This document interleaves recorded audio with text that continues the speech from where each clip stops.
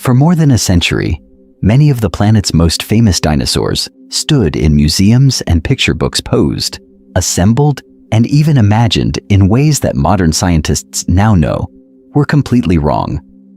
Enormous tails dragged along the ground, swamp-bound giants wallowed chest-deep in water, and familiar names like Brontosaurus appeared as animals that, in that exact form, never truly existed. When these early images formed, the real animals had already been gone for tens of millions of years. Dinosaurs had lived, hunted, and died on ancient continents, while Earth's crust shifted and mountains slowly rose, but their bones lay buried in rock until the early 19th century. During this time, naturalists were only beginning to understand the deep history of the planet. They worked from scattered fragments, isolated teeth, and partial skeletons, and as a result, their reconstructions often said as much about human imagination as about the fossils themselves. Over time, this process created a kind of parallel world, an invented dinosaur Earth that occupied museum halls, textbooks, and childhood posters. In this world, heavy sauropods, such as Diplodocus, were forced into swamps because early calculations suggested their legs could not support their weight on land. Iguanodon carried a dramatic horn on its nose that was actually a misplaced thumb spike. The classic Brontosaurus combined the body of one animal with the skull of another, turning a partial skeleton into a scientific illusion that would persist for decades. This episode traces how such errors emerged and how they were gradually dismantled. The story begins in the early 1800s, when the first large fossil reptiles were named and compared to living lizards. It then moves into the bone wars of the late 19th century, when rivalry and speed mattered more than caution, and new dinosaurs were announced almost as quickly as they were unearthed. Because of this competitive atmosphere, incomplete remains were rushed into full-bodied mounts, and entire postures were guessed. Tails pressed to the surface, backs arched, heads lifted in theatrical poses. From there, the narrative follows dinosaur science into the 20th and 21st centuries. As CT scans, biomechanics, and detailed comparisons with birds reshaped nearly every major group.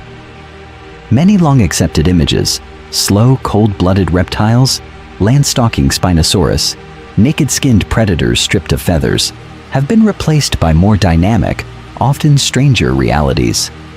The result is not a simple correction, but a record of how evidence accumulates and how earlier ideas are tested, broken, and rebuilt. The central theme is that the history of dinosaurs is also a history of human error, rivalry, and gradual self-correction. Each generation of researchers inherited the mistakes of the last and tried to refine them, sometimes creating new misconceptions along the way. So what would a modern paleontologist see when looking at a familiar childhood poster of a roaring Tyrannosaurus or a gentle Brontosaurus herd? Which muscles, poses, and even skin coverings would quietly invite a smile today? In the next sections, specific cases will show how those once definitive images were constructed, challenged, and finally transformed. To understand why those familiar dinosaurs were so easy to misdraw and misimagine, the story has to rewind far beyond any fossil bed or museum hall. Long before a single dinosaur bone formed, the planet itself was still assembling. During its earliest history, Earth was a violent world of molten rock, falling debris, and constant change. A place where any trace of life would have struggled simply to exist, let alone to be preserved. When Earth first formed about 4.54 billion years ago, intense impacts and internal heat kept much of the surface in a near-liquid state. Vast regions of the outer layer behaved like a magma ocean. There was no solid, stable crust like the continents familiar today. Instead, thin rafts of early rock formed, broke apart, and sank back into the hotter mantle below. Above this unstable surface, the atmosphere was thick with volcanic gases, rich in carbon dioxide, methane, and water vapor. but almost entirely lacking in free oxygen. As the planet slowly cooled, water vapor began to condense and fall as long-lasting rains. Over time, this process filled low-lying regions with warm, mineral-rich seas. Even then, continents in the modern sense did not yet exist. Small buoyant fragments of crust, called cratons, drifted and collided, assembling temporary protocontinents that were repeatedly stretched, faulted, and eroded. Because of this restless behavior, the early rock record is incomplete, with many original surfaces recycled into the mantle and lost forever. During this time, life was limited to simple microbial communities that occupied oceans, shorelines, and perhaps hot springs. Their remains rarely produced obvious fossils. Instead, they left subtle traces such as chemical signatures and thin-layered structures in shallow water sediments. As a result, the earliest chapters of Earth's biological history are written in patchy, coded signals rather than in clear skeletons. If the record is this fragmentary for microbes, what does that imply for large animals appearing hundreds of millions of years later? Understanding how the crust formed, moved, and broke apart is crucial for any later attempt to reconstruct dinosaurs. Plate tectonics lifted mountains that would someday shed sediments into basins, burying bones. It opened oceans and closed them again, folding and faulting rock layers. Erosion carved away entire ecosystems, while sedimentation selectively preserved others. Over time, this constant recycling decided not only where fossils ended up, but also which species have any chance of being discovered at all. The same deep processes also drove a repeating cycle of supercontinents. Long before Pangaea, earlier giants assembled and dispersed as plates converged and rifted apart. By the time dinosaurs evolved, Pangaea was only the latest configuration in a much older pattern. The tectonic forces that built their habitats also fractured and scattered their remains, mixing bones, tilting strata, and erasing whole regions. Is it surprising that early paleontologists, confronting this distorted archive, produced confident yet mistaken reconstructions? In the next section, those geological complications meet human ambition, setting the stage for some of the most famous dinosaur errors in scientific history. Those distorted layers and scattered bones did not arrange themselves at random. They were guided by a deeper engine inside the planet. Over time, the outer part of Earth changed from a fragile skin into a structured shell, and that transformation controls where dinosaur remains appear today. During its early history, the crust was thin and easily broken by the mantle's heat rising from below. As the planet cooled, the outer rocky shell thickened and fractured into large, rigid plates. These plates moved slowly over the softer, partially molten mantle, sliding past each other, colliding and pulling apart. At spreading centers, new oceanic crust formed from upwelling magma. At subduction zones, old seafloor plunged back into the mantle and was recycled. This process did more than reshape the surface. It continually rearranged habitats and sedimentary basins where future fossils could accumulate.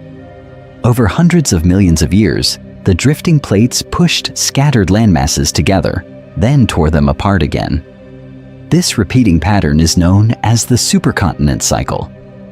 Earlier in Earth's history, giant landmasses such as Columbia and Rodinia assembled from smaller continents, built immense mountain belts, and later fragmented as internal heat weakened their foundations. Because of this continual motion, no continent has remained fixed, and no ocean has been permanent. During this time in the late Paleozoic and into the early Mesozoic, another supercontinent took shape: Pangaea. When the surrounding oceanic plates pushed inward, the continents locked together into a single enormous landmass that stretched nearly from pole to pole. The interior of Pangaea lay far from moisture-rich oceans, so vast desert regions developed, crossed by seasonal rivers and dune fields. Along its edges, long coastal plains and shallow seas formed broad, low-lying areas where sediments could bury the remains of plants, early reptiles, and, later, dinosaurs. As Pangaea began to rift apart in the Mesozoic, new ocean basins opened and thick piles of river and lake sediments accumulated along faulted margins. A dinosaur that died on a Jurassic floodplain might have its bones washed into one of these basins, buried in mud, and turned to stone. Millions of years later, the same plate carrying that fossil could drift to a very different latitude and climate. As a result, a skeleton that once lay in a humid lowland might today be exposed in a dry North American badland or lie hidden beneath a European quarry floor. When 19th century scientists first uncovered such bones, they saw only isolated fragments scattered across distant continents. They did not yet know that plates moved, that supercontinents formed and broke apart, or that deserts and coasts had shifted by thousands of kilometers. Faced with this incomplete, rearranged record, they tried to rebuild entire animals from partial jaws, stray vertebrae, and single claws. What happens when human imagination meets a planet that has been quietly shuffling the evidence for hundreds of millions of years? Millions of years before the famous skeletons that fill modern museums, the first clues arrived quietly, one fractured bone at a time. Early in the 19th century, quarry workers cutting into the sedimentary crust of England and continental Europe began to uncover enormous, unfamiliar fossils. Some resembled the limb bones of large mammals. Others looked like the vertebrae of crocodiles, yet their size and shape did not fit any living animal on the planet. During this time, naturalists and clergy trained in the traditions of Earth's early history tried to interpret these finds. Without the word dinosaur, they reached for familiar categories. Some suggested giant lizards, others proposed outsized crocodiles, and a few even linked them to biblical monsters described in ancient texts. The fossils emerged from rocks that had formed long before human memory, but the interpretive framework remained tied to known creatures and written stories. William Buckland, a geologist and clergyman, studied scattered jaws and vertebrae from what would later be called Megalosaurus. Working only with partial remains, he described a huge reptile but still imagined it as a sprawling, lizard-like animal that hugged the surface much like modern reptiles. Gideon Mantell, a physician and fossil collector, faced a similar puzzle. In the early 1820s, he examined large, leaf-shaped teeth from Sussex that closely resembled those of an iguana, but on a much larger scale. These teeth, later assigned to Iguanodon, hinted at something new. Here was a herbivorous reptile from deep time, with dentition suggesting powerful chewing and an active lifestyle. Yet almost everything else remained uncertain. How tall was the animal? Did it walk on 4 legs or 2? Did its body rise above the ground like a mammal, or sprawl like a crocodile? Over time, each new fragment answered one question and raised several more. The situation resembled a puzzle dumped onto a table with no picture on the box. In fact, it was even more difficult than that. The pieces came from different boxes altogether. Multiple species, different ages, and different environments preserved within the shifting crust of ancient continents. Because of this, bones from separate animals were sometimes mixed together in quarries and collections. A limb from one species might be stored beside a vertebra from another, and this process encouraged composite reconstructions that felt coherent but were fundamentally wrong. As a result, early models of these animals leaned heavily on imagination. A heavy spike bone from Iguanodon, lacking clear context, would later be placed on the nose like a horn rather than on the hand as a thumb. Large pillar-like limb bones from long-necked sauropods would be interpreted as the supports of animals so massive they were thought to live half-submerged in swamps, using water to hold up their weight. Were these mistakes careless, or were they reasonable guesses built from the best evidence available at the time? The next steps in this story follow how those guesses hardened into iconic images, how museum halls displayed them as settled fact, and how new discoveries began to dismantle them bone by bone. Those settled facts were not only printed in books and mounted in museum halls, they were carved into stone.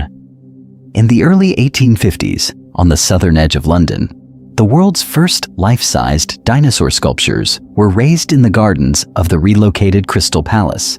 During this time, visitors could walk among concrete creatures that seemed to bring the deep past onto the modern park surface. These animals were designed by the sculptor Benjamin Waterhouse Hawkins, working under the guidance of prominent anatomist and paleontologist Richard Owen. Together, they tried to turn scattered fossil bones into complete bodies. The planet's dinosaur record was still fragmentary, so they relied heavily on living reptiles and large mammals as models. As a result, the Crystal Palace dinosaurs were imagined as hulking, rhino-like forms, with thick torsos, pillar-like legs, and heavy, lizard-like skins. The iguanodon figures showed this approach clearly. Instead of the more upright, often bipedal animal known from later discoveries, Hawkins and Owen presented iguanodon as a massive quadruped, its limbs sprawling outward and its body pressed low, almost like a reptilian hippopotamus. This process of reconstruction treated dinosaurs as scaled-up versions of crocodiles or iguanas, rather than as a distinct group with their own posture and movement. Over time, this image would become deeply familiar to the public. One of the most striking errors concerned a single bone, the thumb spike of iguanodon. Early skeletons did not include a complete hand, so the sharp, conical spike was a mystery. Owen interpreted it as a nasal horn and placed it squarely on the snout of the Crystal Palace statue. Because of this choice, generations of visitors saw iguanodon not with a defensive thumb weapon, but with a rhinoceros-like horn, turning an anatomical clue into a decorative feature. These sculptures were not hidden in a laboratory. They stood in a popular public park, surrounded by lakes, paths, and landscaped geological islands meant to represent different periods in Earth's history. Families, school groups, and tourists encountered dinosaurs there as slow, tail-dragging, vaguely crocodilian monsters. The message was quiet but powerful. These were evolutionary dead ends, heavy bodies that had failed to keep pace with a changing planet. Over time, that parkside vision seeped into textbooks, illustrations, and even scientific expectations. When new fossils were found, they were often interpreted through the lens of those stone models, reinforcing the idea that dinosaurs were sluggish reptiles pinned to the ground by their own weight. Tail-dragging poses, sprawling limbs, and swamp-bound lifestyles persisted in museum displays well into the 20th century. The Crystal Palace had set a template, and it would prove remarkably difficult to erase. Yet these were not harmless artistic flourishes. They shaped questions scientists asked, the poses chosen for skeletons, and the way entire lineages were understood. How did paleontology finally begin to break free from these stone assumptions, and what new mistakes did it make along the way? To see how deep those assumptions ran, it helps to pause on a single, extraordinary evening. On New Year's Eve in 1853, a group of scientists, politicians, and invited guests sat down to dinner, not beside a dinosaur, but inside one. The setting was the nearly completed Crystal Palace Park, and the dining room was the hollow body of Benjamin Waterhouse Hawkins's giant iguanodon sculpture. At this moment in history, the Crystal Palace dinosaurs represented cutting-edge knowledge. Hawkins and the anatomist Richard Owen believed they had captured the true form of one of Earth's early reptilian giants. The iguanodon they built was a massive, rhinoceros-like animal, heavy-bodied, standing on four pillar-like legs, with a horn placed confidently on its snout. During this time, no complete skeleton had been found, so the artists and scientists worked from scattered bones and comparisons with living reptiles. The New Year's Eve dinner turned this tentative reconstruction into a public spectacle. A long table was arranged inside the unfinished model, beneath a wooden framework that traced the imaginary ribs and chest cavity. Guests climbed in through a ladder opening and sat where the internal organs of the animal should have been.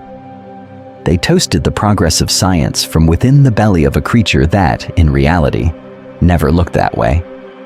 Because of this event, newspapers carried vivid descriptions and engravings, fixing this image of Iguanodon in the public mind. Modern reconstructions tell a very different story. Iguanodon is now understood as a more lightly built animal, capable of moving on 2 legs as well as 4, with a stiff tail held off the ground and a beaked head, unlike the Crystal Palace version.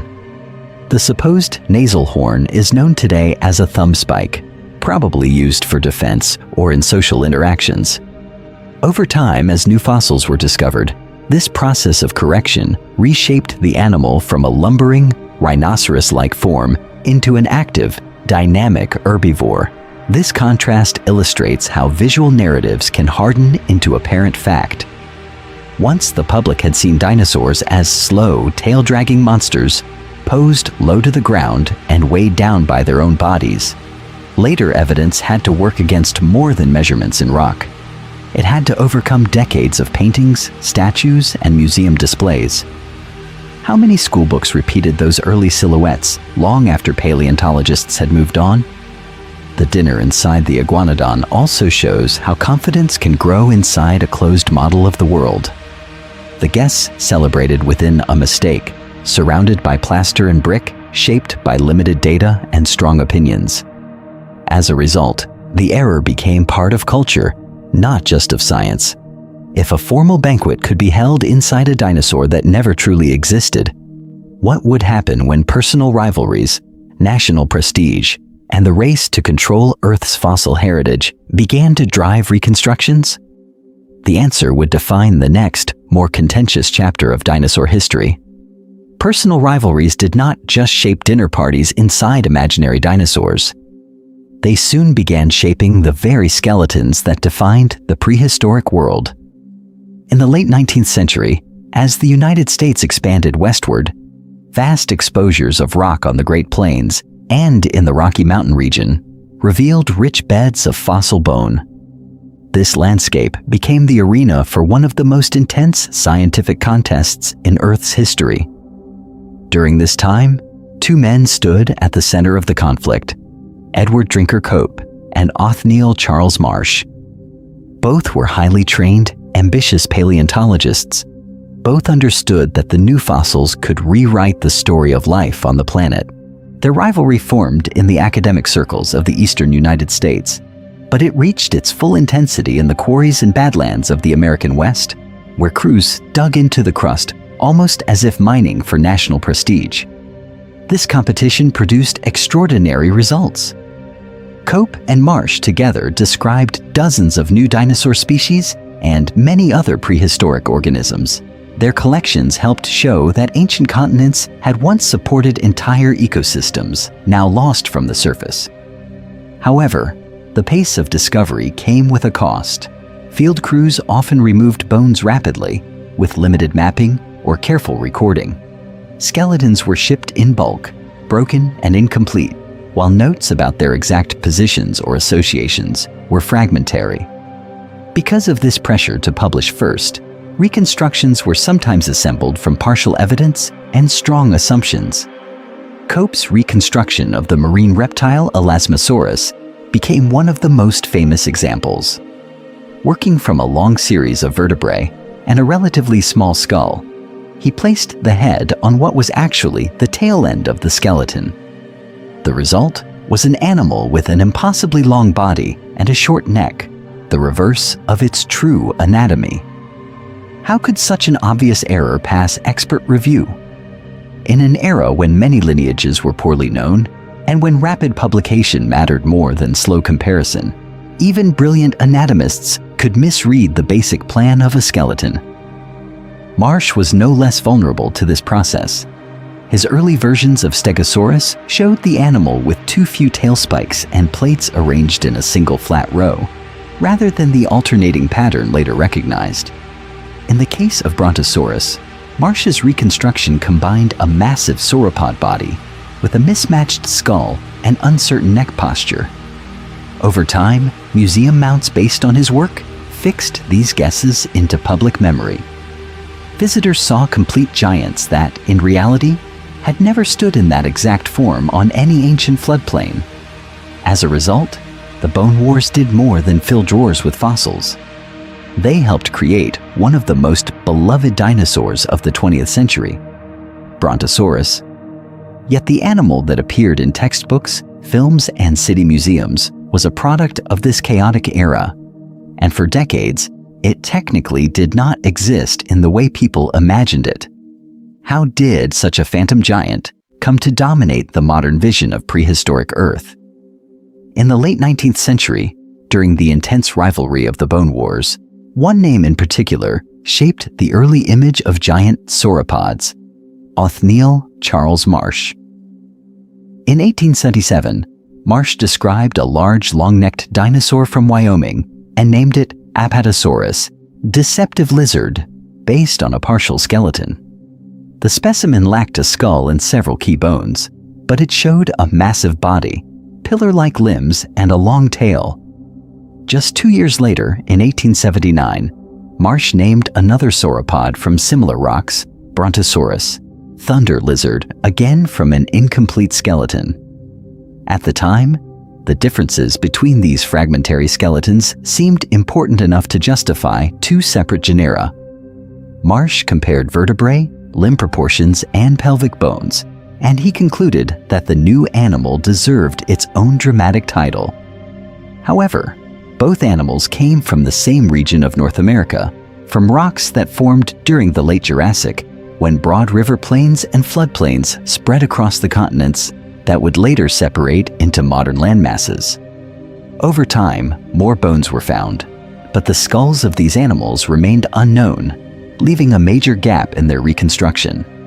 Early museum displays filled that gap in a very direct way. When the American Museum of Natural History in New York prepared its famous Brontosaurus mount in the early 20th century, preparators assembled an Apatosaurus body and then added a skull that did not belong to it. They placed a Camarasaurus-like or composite skull on the end of the long neck, with a high, boxy shape and large, blunt teeth. As a result, the mounted animal combined an Apatosaurus skeleton with a mismatched head and, in some cases, an inaccurately heavy dragging tail that trailed along the surface rather than lifting into the air. During this time, scientific work was slowly correcting the name behind the scene. In 1903, paleontologist Elmer Riggs carefully re-examined Marsh's material and concluded that Brontosaurus was not truly distinct from Apatosaurus. According to the rules of zoological nomenclature, the older name takes priority, so Brontosaurus became a junior synonym of Apatosaurus. Officially, the famous Brontosaurus in museums was now an Apatosaurus with the wrong skull and the wrong label. Yet the public display remained, and the name thunder lizard was far more memorable than deceptive lizard. Because of this, Brontosaurus spread far beyond academic papers. Textbooks, children's books, early dinosaur documentaries, and toys all adopted the classic image: a huge swamp-dwelling Brontosaurus with a heavy body, thick neck, and the incorrect Camarasaurus-style head. Generations grew up seeing this animal as one of the standard dinosaurs of Earth's deep history. How many people noticed that paleontologists had largely stopped using the name in technical work? Then, more than a century after Marsh's first descriptions, a new wave of detailed cladistic analyses revisited these sauropods. Researchers compared dozens of skeletal features across many specimens and concluded that the traditional Brontosaurus material might indeed differ enough from Apatosaurus to stand as a separate genus once again. This process did not simply restore a familiar name, it showed that even corrections can be revised when new data and methods appear. If a dinosaur can vanish into synonymy and then re-emerge, what other long-accepted reconstructions might be waiting for similar reversals in the next stage of the story? Other long-accepted reconstructions did not just adjust a name or a skull. they reshaped the entire way dinosaurs were imagined to stand, move, and even stay upright. Picture the classic image from early dinosaur books: an enormous, elephant-sized reptile trudging forward, its belly almost brushing the ground, its tail carving a deep trench behind it. Now imagine erasing that trench and slowly lifting the tail until it balances in the air. What else has to change? During the early 20th century, many paleontologists believed that the largest dinosaurs were simply too heavy for solid ground. Creatures such as Diplodocus and Brachiosaurus were reconstructed as land animals in theory, but as near impossible machines in practice. Their mass seemed far beyond what any limbs could support on dry land. As a result, scientists proposed that these giants must have spent most of their lives in swamps or lakes, where water buoyancy would help hold up their huge bodies. The continents of the Jurassic were therefore imagined as broad, shallow basins filled with half-submerged giants. This idea guided nearly every detail of reconstruction. Sauropods were drawn and sculpted with their bodies sunk deep into water, only the upper back and neck projecting above the surface. Nostrils were placed high on the skull, sometimes near the top of the head, like natural snorkels meant to break through the waterline. Long tails were shown trailing behind and dragging along the ground when these animals ventured onto land, leaving imagined furrows in the sediment. Because of this, the very posture of these dinosaurs communicated a life of slow, almost passive existence. Museum mounts reinforced this picture for generations. When skeletons of Apatosaurus or Diplodocus were assembled, they were posed with low, sagging backs, necks held nearly horizontal or even drooping downward, and tails resting heavily on the floor. This process turned dynamic vertebral columns into stiff beams and transformed strong limb bones into supports for lumbering, semi-aquatic brutes. Visitors walking beneath these mounts saw not active terrestrial animals, but huge, exhausted bodies that seemed to barely manage their own weight. How could such creatures have thrived on the varied surfaces of ancient Earth? Over time, several lines of evidence began to challenge this view. Biomechanical studies examined how limb bones resist bending and compression, showing that sauropod legs were shaped like weight-bearing columns, not fragile stilts. Trackways preserved in ancient sediments recorded clear footprints without continuous tail marks, indicating that the tail was carried above the ground. Detailed study of vertebrae revealed strong muscle attachment sites and interlocking structures that supported an elevated neck and a counterbalancing tail. Because of this, it became clear that these animals were not dependent on water to remain upright. In this revised picture, sauropods stand fully on land, their mass supported by well-adapted limbs and a carefully balanced spine. The tail no longer drags. It becomes an active part of the body's support system, held aloft to stabilize movement. Millions of years ago, these animals walked across floodplains, coastal regions, and forested environments without sinking helplessly into swamps. The shift from tail dragging to tail carrying did more than tidy up museum floors. It transformed dinosaurs from plodding monsters into dynamic inhabitants of their ecosystems. How far could this posture revolution go? The next stage of the story follows the same logic into the rest of the dinosaur world, where nearly every familiar silhouette had to be lifted, straightened, and set into motion again. That posture revolution did not begin with new skeletons at all. It began with the marks dinosaurs left behind when their bones were nowhere in sight. Across ancient mudflats, river margins, and coastal plains, long trackways formed as heavy feet pressed into soft sediment, then were buried, hardened, and lifted again by the moving crust. These quiet surfaces, covered in footprints, recorded how the animals actually moved across their environments. When paleontologists first examined these trackways in detail, they encountered a pattern that did not match the old museum poses. Many large dinosaurs walked with a surprisingly narrow gauge. Their left and right footprints lay close to the midline, not sprawled far to the sides like modern lizards. This process of careful measurement and mapping showed that the limbs were held more directly under the body. Because of this, the animals would have balanced their weight efficiently, suggesting an active, energy-saving style of locomotion. The tails told an even more striking story. If heavy tails had dragged along the ground, deep grooves should have cut between the rows of footprints. Instead, trackways from different continents, preserved in rocks of different ages, consistently lacked those central furrows. The sediment recorded clear steps, occasional slips, and sometimes overlapping tracks, but almost never a tail mark.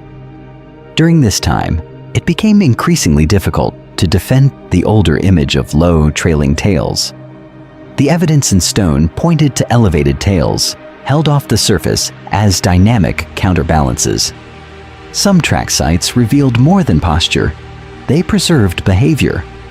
Parallel rows of similar footprints, all moving in the same direction and with matching stride lengths, indicated groups of animals traveling together.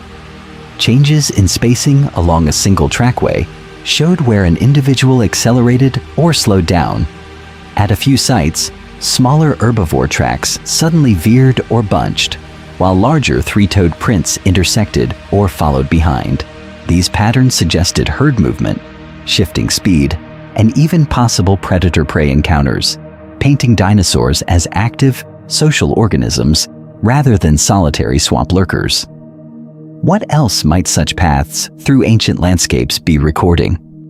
For certain species known only from fragmentary bones, footprints offered the first reliable clues to posture and behavior. In cases where only partial limbs or isolated vertebrae had been found, trackways still revealed limb spacing, gait, and body size. Over time, these independent lines of evidence forced paleontologists to reconsider long-held assumptions about limb placement and how weight was distributed from hip to foot. As a result, skeletal reconstructions began to shift, rotating legs inward, lifting chests, and raising tails. The turning point came when trackway data and new anatomical studies converged. Stronger hip joints, reoriented vertebrae, and muscular tails matched what the footprints had implied for years. Together, these clues did more than adjust a few poses. They dismantled the long-standing image of dinosaurs as slow, stupid reptiles. The next step was to return fully to the skeletons themselves and ask a deeper question. If posture and movement were wrong, how much else about dinosaur bodies and their place in Earth's history needed to be rebuilt from the ground up?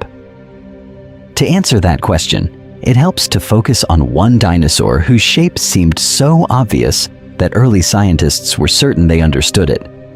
Stegosaurus, with its plates and spikes, looked like a straightforward armored reptile. Yet its early history shows how much could go wrong when only fragments of the skeleton had been recovered and the rest had to be imagined. Stegosaurus emerged during the same competitive period that had produced so many spectacular but uncertain reconstructions, the Bone Wars. Othniel Charles Marsh named and described it in the late 19th century, working from partial skeletons collected in the American West. During this time, the vertebrae, limb bones, plates, and tail spikes were rarely found together in life position.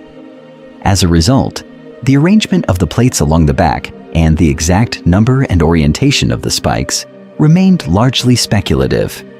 Early models reflected that uncertainty. In Marsh's first reconstructions, the bony plates were laid almost flat along the spine, overlapping like roof shingles.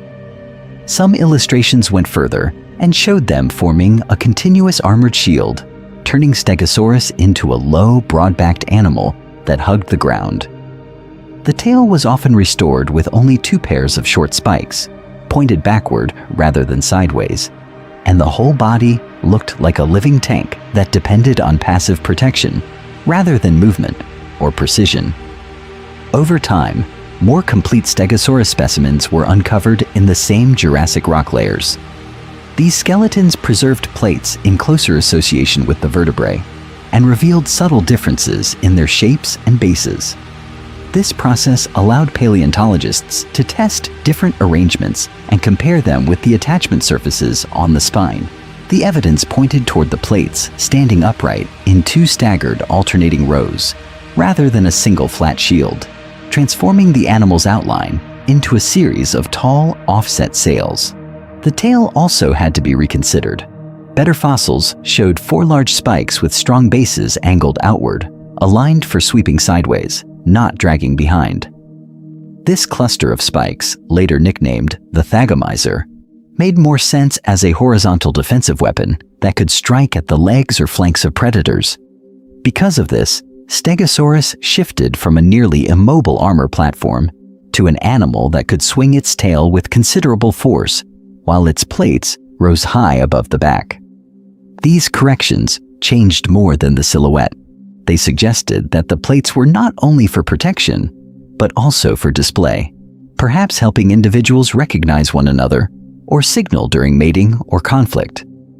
The animal's place in its late Jurassic ecosystem had to be re-evaluated. Instead of a slow, purely defensive browser, it became a herbivore with complex visual structures and an active, targeted defense. If scientists could misunderstand something as large and visible as the plates on Stegosaurus, what did that imply about features that did not fossilize as clearly?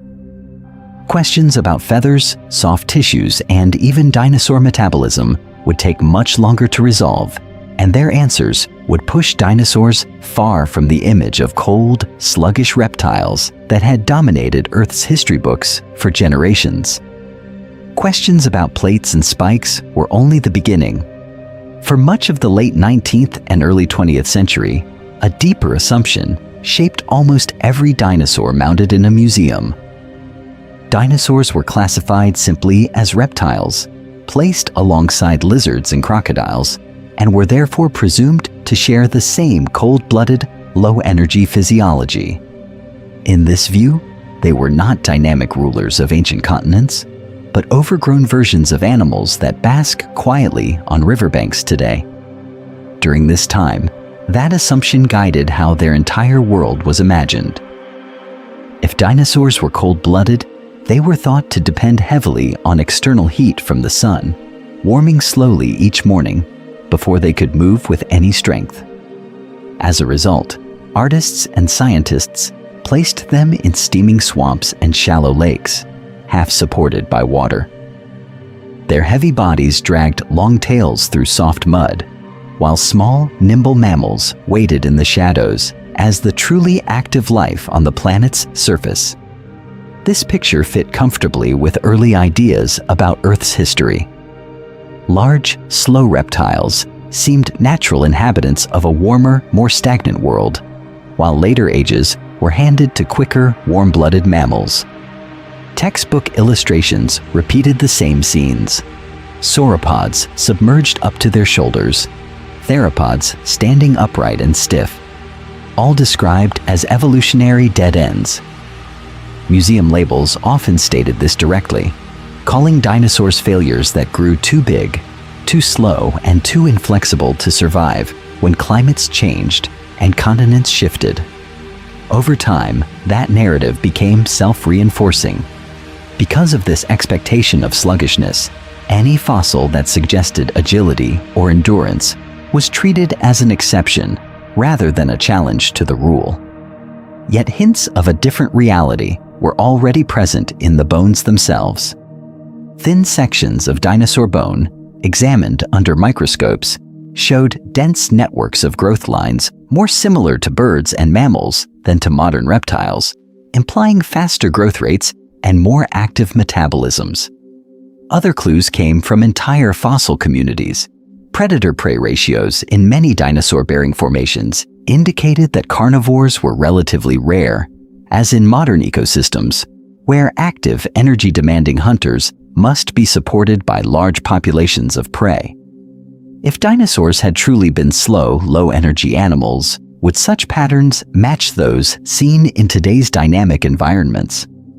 These questions were raised, but often set aside in favor of the familiar swamp-bound image. This process of gradual contradiction built pressure for a rethinking of dinosaur biology, even if that pressure was not yet fully recognized. Imagine, Instead of a lumbering lizard, a dinosaur shaped more like a giant, feathered bird, moving quickly across the surface of a Mesozoic continent, its body heat regulated from within.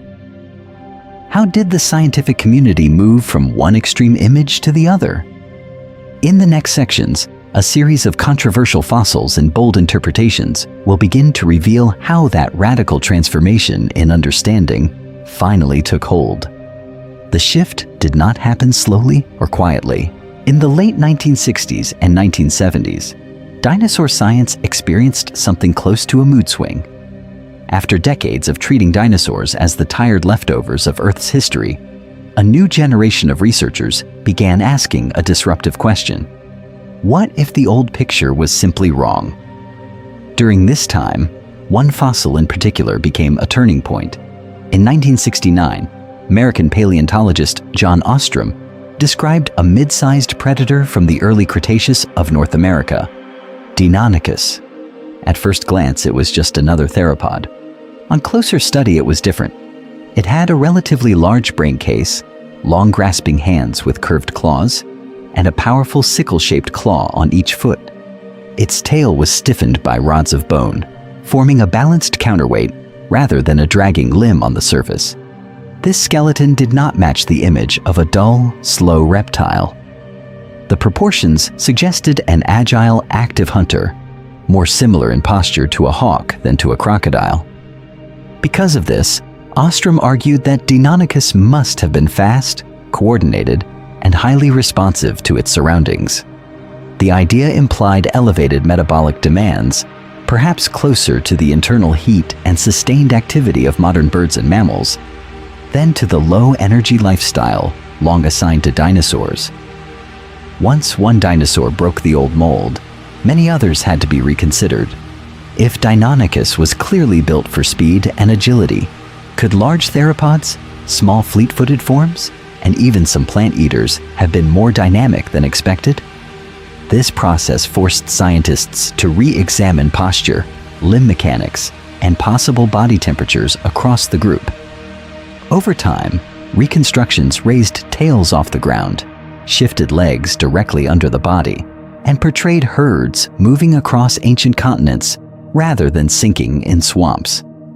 The cultural impact was immediate. Scientific papers began discussing warm-blooded traits, growth rates, and social behavior. Popular books presented dinosaurs as active, problem-solving animals. New documentaries showed packs of predators coordinating attacks and herds caring for nests, rather than isolated giants barely able to lift their own weight.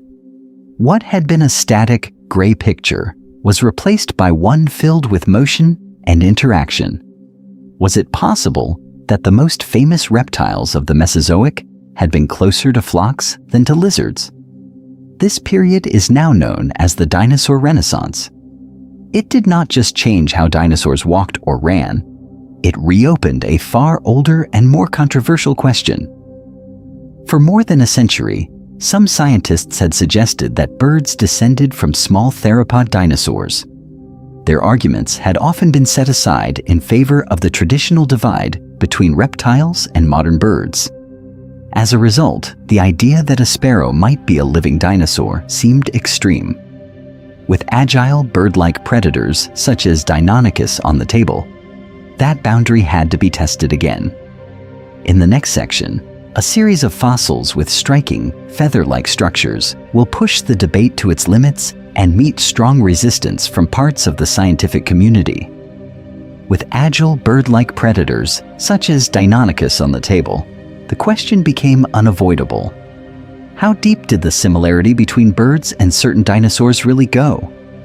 The answer had been hiding in the fossil record since the 19th century, in a slab of limestone from what was then a quiet lagoon environment on Earth. In the early 1860s, quarry workers in Bavaria uncovered the delicate imprint of a creature later named Archaeopteryx. Its fossilized feathers spread from its arms and tail, forming clear wings and veins that matched those of modern birds. Yet the same skeleton carried jaws lined with sharp teeth, clawed fingers on the hands, and a long bony tail more typical of small theropod dinosaurs. During this time, some anatomists immediately noticed that its hips, shoulders, and vertebrae resembled those of ground-dwelling predators rather than gentle tree dwellers. Because of this unusual mix, several early scientists, including Thomas Huxley, argued that birds had descended from dinosaur-like reptiles. He compared Archaeopteryx with small theropods such as Compsognathus and pointed to shared features in the legs and pelvis. However, the fossil record still contained large gaps. No clear sequence showed how a running, ground-based dinosaur could gradually acquire wings and flight. As a result, other researchers turned to more generalized archosaurs as potential ancestors, preferring lightly built, crocodile-like forms that seemed easier to connect to early birds. Over time, this preference shaped both textbooks and public imagination. Through much of the 20th century, diagrams placed birds on a separate branch from dinosaurs, often closer to vague, vecodont reptiles that no longer exist as a formal group. Dinosaurs appeared as heavy, cold-blooded reptiles that had formed and vanished long before modern ecosystems developed. Birds, in contrast, were treated as a distinct, later radiation, almost detached from the dramatic reptilian history of the planet. During this time, those who continued to press the dinosaur-bird connection found that the social landscape could be as challenging as the rocks themselves. Anatomists who emphasized similarities in the wrists, hips, and ankles between theropods and birds often met strong skepticism. Their reconstructions suggested active, agile dinosaurs with semi-upright postures and elevated tails, which clashed with the entrenched image of sprawling, tail-dragging reptiles. In professional meetings, such proposals were sometimes described as speculative or fringe. How could animals long portrayed as swamp-dwelling giants be close kin to sparrows and hawks? This resistance persisted even as new analyses of bone structure and locomotion hinted at higher metabolic rates and more bird-like movement in some theropods. The idea that birds were living dinosaurs remained for many an attractive but unproven narrative. It would take a different kind of evidence to shift opinion. Fossils that preserved not just bones, but the outer surface of the body. That evidence arrived from an unexpected region of the planet. In the 1990s, finely layered volcanic sediments in Liaoning, northeastern China, began yielding small dinosaurs wrapped in halos of filamentous structures and feathers. These discoveries would force even the most skeptical researchers to reconsider where dinosaurs ended and birds began. And in the next section, those fossils will redraw the boundary entirely. Those first specimens from Liaoning were not just new fossils, they were a new way of seeing dinosaurs. In northeastern China, during this time in the 1990s, quarry workers and local collectors began splitting open paper-thin slabs of volcanic ash that had once settled over quiet lakes. Inside, small theropod skeletons lay surrounded by delicate halos, as if the animals were still wrapped in their outer coverings. The region's fine-grained sediments had formed from explosive eruptions that sent ash drifting across the landscape. As this ash settled through the air and into the lakes, it trapped insects, plants, early birds, and small dinosaurs on the lake floor. The result was a kind of natural high-resolution scanner. Even the most fragile structures on the surface of these animals, which would normally decay, were preserved as impressions and carbon films. Because of this unusual preservation, paleontologists could suddenly see details that had only been imagined before. One of the earliest and most striking finds was Sinosauropteryx. At first glance, it looked like a small standard theropod. Long tail, sharp teeth, bipedal stance. But around the bones was a fuzzy halo of simple filaments, arranged along the neck, back, and tail. This was not loose skin or decayed tissue. It was a genuine filamentous covering, a primitive kind of feather that transformed Sinosauropteryx from a scaly reptile into a small bristling predator. Over time, more elaborate forms appeared in the same beds. Animals such as Caudipteryx and Microraptor carried complex branching feathers with central shafts and veins, arranged in clear wing-like structures on arms, and sometimes even on legs. This process of discovery blurred any simple division between non-avian dinosaurs and early birds. Theropods, once labeled as ordinary ground-dwelling predators, now showed feathered tails, wing feathers, and in some cases, evidence of gliding or limited flight. Where did bird end and dinosaur begin? These fossils provided the missing visual evidence that had been argued about for decades. They showed that feathers were not restricted to a single narrow branch, but appeared across a range of theropod groups. As a result, the long-standing hypothesis that birds evolved within theropod dinosaurs gained a vivid, undeniable image. The dinosaur-bird connection was no longer an abstract diagram of bones. It was an entire feathered ecosystem, captured in rock. Public imagery had to adjust. Artists began repainting the Mesozoic Earth, with flocks of feathered raptors moving across the crust of ancient continents. Museum mounts that had once displayed smooth, scaly hides were reconsidered, and new exhibits added plumage, color patterns, and more upright, dynamic poses.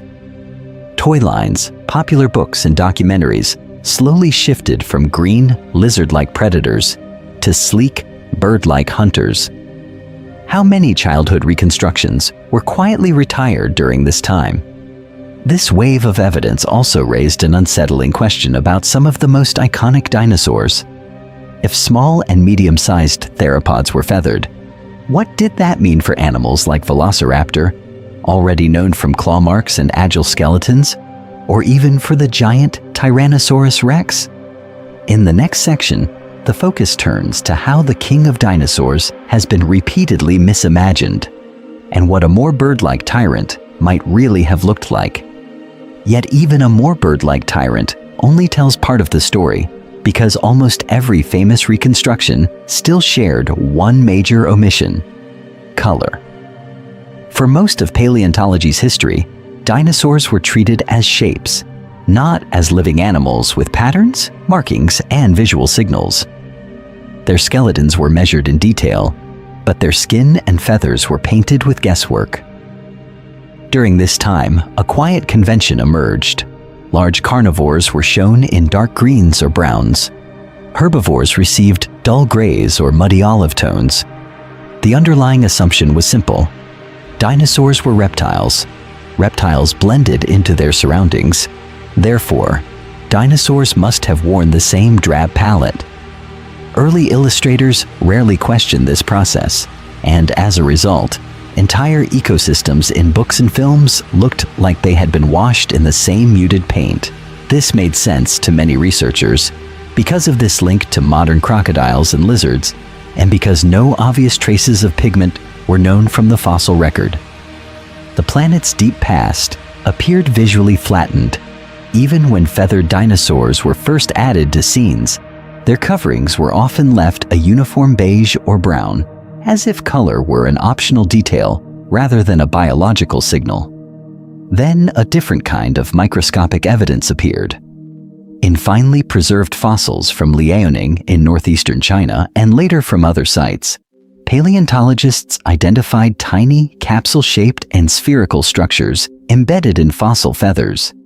These were interpreted as melanosomes, the pigment-containing bodies that in modern birds help produce blacks, reds, browns, and iridescent hues. Suddenly, color was no longer pure speculation. By comparing the size, shape, and arrangement of these fossil melanosomes to those in living bird feathers, researchers could infer probable shades and patterns. In some small theropods, the tail showed bands of differently structured melanosomes, indicating striped tails rather than uniform tones. In others, dense concentrations around the eyes suggested dark facial masks. Certain fossils even preserved melanosome arrangements consistent with iridescent sheens, hinting at glossy crow-like plumage that would have caught the light as the animal moved. Over time, this work revealed that at least some dinosaurs were visually striking animals. Their bodies likely carried complex combinations of stripes, patches, and gradients that served for camouflage in forest light, for display during courtship, or for communication within groups. The old image of endless gray herds moving across a colorless landscape no longer matched the evidence emerging from the rock. This shift effectively overturned the monotone dinosaur palette that had dominated earlier media. The familiar scenes from mid-20th century books and films, in which nearly every species shared the same dark green skin, are now understood as artifacts of limited data rather than accurate windows into Earth's early ecosystems. In many cases, the real animals were not just slightly different in tone. They were likely far richer in contrast and pattern than those early paintings ever suggested. If scientific reconstructions could be so mistaken about something as basic as color, what else in those classic images might be wrong? Body proportions, limb positions, even entire ways of life come into question. Because of this, attention has returned to some of the most iconic skeletons, and nowhere has the rethinking been more dramatic than for a sail-backed predator from North Africa. In the next section, the focus turns to Spinosaurus and to how its body plan has been repeatedly rebuilt as new fossils come to light. Spinosaurus shows how a dinosaur can be famous for a body it never actually had. For most of the 20th century, it existed more as an idea than as a well-known skeleton, and that idea turned out to be deeply misleading. Spinosaurus was first described in the early 1900s from partial remains found in Egypt's Cretaceous rocks. At that time, Earth's northern continents held vast deserts and river systems, and this large predator lived along those ancient waterways. The original bones, including tall neural spines that formed its sail, were stored in a German museum. During World War II, the building was bombed and the fossils were destroyed. As a result, only drawings, measurements, and written descriptions survived, leaving later scientists to reconstruct the animal from traces on paper. During this time, paleontologists compared those fragments to other large theropods such as Allosaurus and later Tyrannosaurus rex. The general assumption was that a big carnivorous dinosaur with sharp teeth and a deep skull must have walked on two powerful hind limbs, with a long, heavy tail for balance. Spinosaurus was therefore drawn and mounted as a T-Rex-like land predator that happened to carry a sail along its back. In paintings, it strode over firm ground, towering above the surface of the floodplains, hunting other dinosaurs in a manner similar to the classic land tyrants of the late Cretaceous. Over time, new expeditions into North Africa's sedimentary rocks began to change that picture. In the early 21st century, more complete Spinosaurus material emerged from Moroccan deposits that once formed part of a broad river system on the northern margin of the African continent. These fossils included parts of the pelvis, much more of the hind limbs, and a long, highly flexible tail. The legs were unexpectedly short, the feet broad, and the tail was tall and paddle-like, with elongated spines and chevrons that increased its surface area. This process of adding real bones to the outline drawn from old notes forced a radical rethinking of how the animal moved. Biomechanical studies examined how that tail could have generated thrust, showing that it could sweep side to side in water far more effectively than a typical theropod tail. Isotopic analyses of the teeth indicated that Spinosaurus spent much of its time in aquatic or semi-aquatic environments, feeding on fish within deep river channels and coastal zones.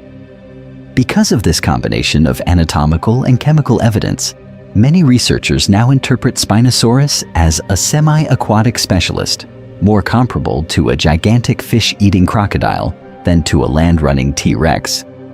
This reinterpretation overturns nearly a century of imagery. A predator once imagined pacing dry riverbanks is now placed within the water column, its mass supported by buoyancy rather than the solid crust of the continent. It raises a deeper question. If an animal as large and distinctive as Spinosaurus could be misbuilt for so long, what other dinosaurs still carry outdated shapes in the public imagination? Even the posture, speed, and behavior of Tyrannosaurus itself have been repeatedly revised, and in the next section, those shifting reconstructions come under closer examination. If Spinosaurus revealed how far a skeleton could be misread, Tyrannosaurus shows how posture, speed, and even attitude can be rebuilt from the ground up. The most famous carnivore on the planet has not stayed the same animal over time. Viewers can almost line up film scenes of T-Rex and watch a century of scientific revisions play out in moving images. In the early 20th century, when the first nearly complete Tyrannosaurus skeletons were mounted at the American Museum of Natural History and other institutions, the animal was posed like a gigantic reptilian tripod. The spine rose steeply from the hips, the head towered over the body, and the heavy tail dragged along the surface as a stabilizing prop. This posture resembled a kangaroo leaning back on its tail, and it reflected earlier ideas that large dinosaurs were tail-dragging, semi-erect reptiles, not highly active predators.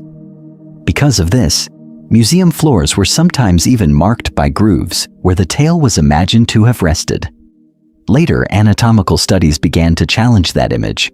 Paleontologists examined the hip joints, the articulation of the vertebrae, and the way the bones of the tail locked together. This process showed that a strongly upright pose would have strained joints, compressed the spine, and been biomechanically unstable. When computer models were added, the evidence converged on a very different reconstruction. T-Rex carried its backbone nearly horizontal, with the tail lifted as a counterweight and the skull balanced over the hips. During this time, older mounts were quietly taken down and reposed, and the public image of the animal shifted from a lumbering tripod to a balanced, forward-leaning predator. Ideas about speed changed as well. Mid-20th century paintings often showed T-Rex sprinting after prey like a gigantic cheetah. Later biomechanical modeling, using muscle reconstructions and stress tests on leg bones, indicated more moderate running speeds, with fast walking and short bursts rather than extreme sprinting. Was it then a hunter, or mainly a scavenger? Debate focused on bite force, limb proportions, and healed injuries in potential prey. Over time, most researchers concluded that T-Rex likely combined active hunting with opportunistic scavenging, much like large predators on Earth today. New lines of evidence have also altered its perceived intelligence and behavior.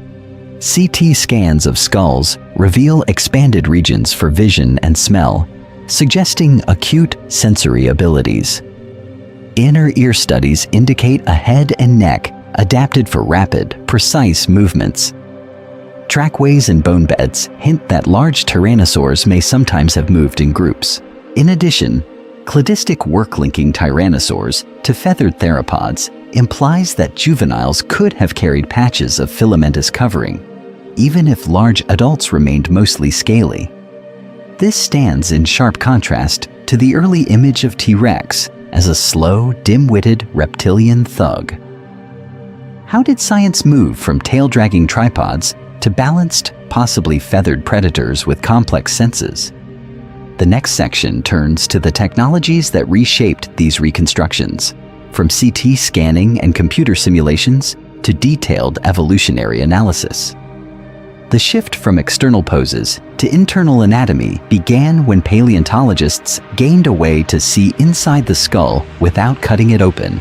Computed tomography, or CT scanning, sends X-rays through dense fossil bone and records how that energy is absorbed. Powerful computers then reconstruct three-dimensional models of the spaces hidden within. Instead of guessing from the outer shape of a skull, scientists can now examine brain cavities, inner ears, and complex sinus systems in remarkable detail. This internal view has overturned many early assumptions. For much of the 20th century, brain size in dinosaurs was estimated by pouring rubber or plaster into skulls, or by tracing rough outlines on cross-sections. These methods blurred fine structures and sometimes distorted volume. CT scans revealed that some theropods had more elongated, bird-like brains than expected, with expanded regions associated with sight and coordination. Over time, this process has shown that intelligence and sensory ability cannot be judged simply from the heavy, reptile-like appearance of the skull exterior. Inside the rock, another surprise appeared in the inner ear. The semicircular canals, which help control balance and head movements, turned out to be especially well developed in several predatory species. In animals such as Troodon and certain dromaeosaurs, the canals are long and curved, suggesting rapid, precise head stabilization during hunting. As a result, these theropods are now interpreted as agile, visually focused predators, rather than slow ambush hunters anchored to the ground. Other scans highlighted enlarged olfactory bulbs at the front of the brain cavity in animals such as Tyrannosaurus. These rounded regions process smell. Their size, compared to the rest of the brain, indicates a highly refined sense of odor detection. Because of this, T-Rex is now viewed as both an active hunter and a powerful scent tracker, capable of following carcasses or living prey across long distances. Rather than a near-blind scavenger that depended mainly on chance, CT imaging has also clarified posture and head orientation. By comparing the angle of the inner ear canals to those of modern birds and reptiles, researchers can estimate how a dinosaur normally held its head relative to the ground. Some classic museum mounts that showed theropods with sharply raised chins or sauropods with swan-like necks were found to be inconsistent with this internal geometry. Subtle corrections to eye placement, nostril position, and ear openings followed, as the internal cavities guided more accurate reconstructions of soft tissues on the skull surface. Then the pattern breaks again. What if the bones themselves are in the wrong family? CT scans refine individual anatomy, but another tool has reshaped the broader dinosaur tree. Cladistic analysis, which compares shared anatomical features across many species, has reorganized long-standing groups, resurrected certain names, and set aside others. In this shifting framework, even the famous Brontosaurus would be argued over, lost, and then tentatively restored, as the next part of the story explores how entire lineages were reclassified. In this shifting framework, cladistics became the main tool for rethinking dinosaur relationships. Cladistics is a method that groups organisms by shared derived characteristics, rather than by general similarity or size. Anatomical features are scored as traits that are either present or absent, and then arranged into branching evolutionary trees. These trees represent hypotheses about how lineages diverged over time, and they can be tested and revised as new fossils or new measurements appear. During this time, sauropods became a major testing ground for the method. The long-necked giants had been named and renamed since the late 19th century, often on the basis of partial skeletons. Brontosaurus was one of the most famous casualties. Folded into Apatosaurus after detailed comparison suggested that the supposed differences were minor. For decades, museum mounts labeled Brontosaurus were quietly corrected, and the name survived mainly in popular culture, not in formal scientific writing. Large-scale cladistic studies in the early 21st century returned to this problem with far more data. Researchers assembled matrices with dozens, and in some cases more than 100, skeletal traits from sauropod necks, backs, hips, and tails. This process involved re-examining original quarry notes, remeasuring bones that had sat in museum collections for more than a century, and comparing the classic Apatosaurus skeletons with the original Brontosaurus material.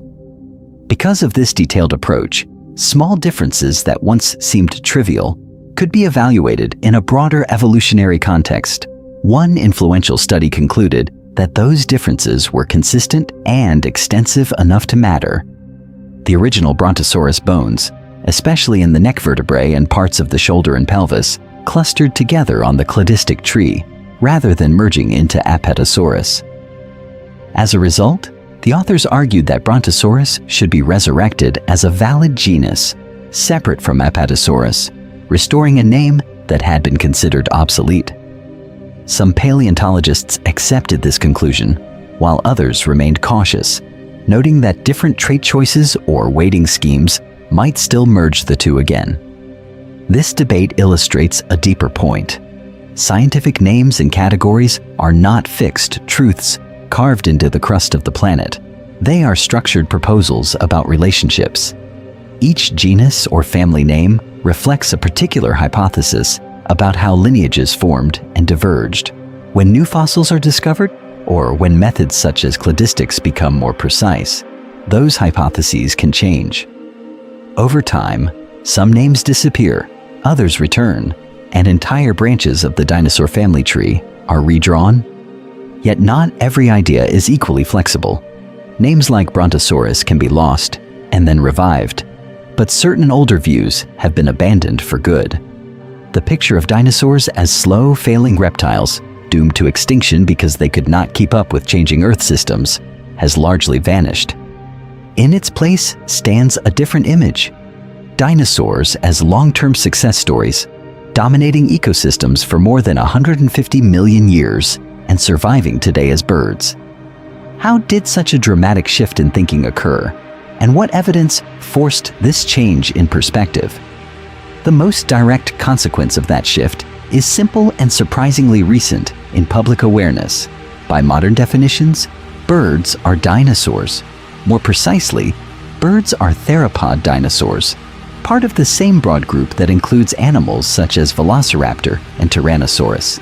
This means that when the Cretaceous period ended, many dinosaur lineages disappeared, but one branch survived, adapted, and eventually diversified into the thousands of avian species that live on Earth today.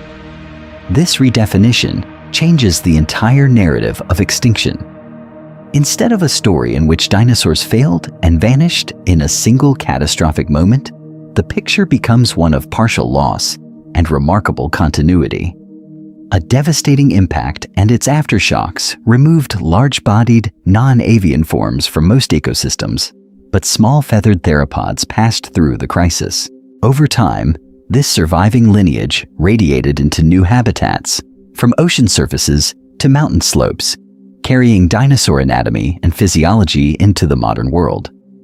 During this time, the public image of dinosaurs lagged far behind the science.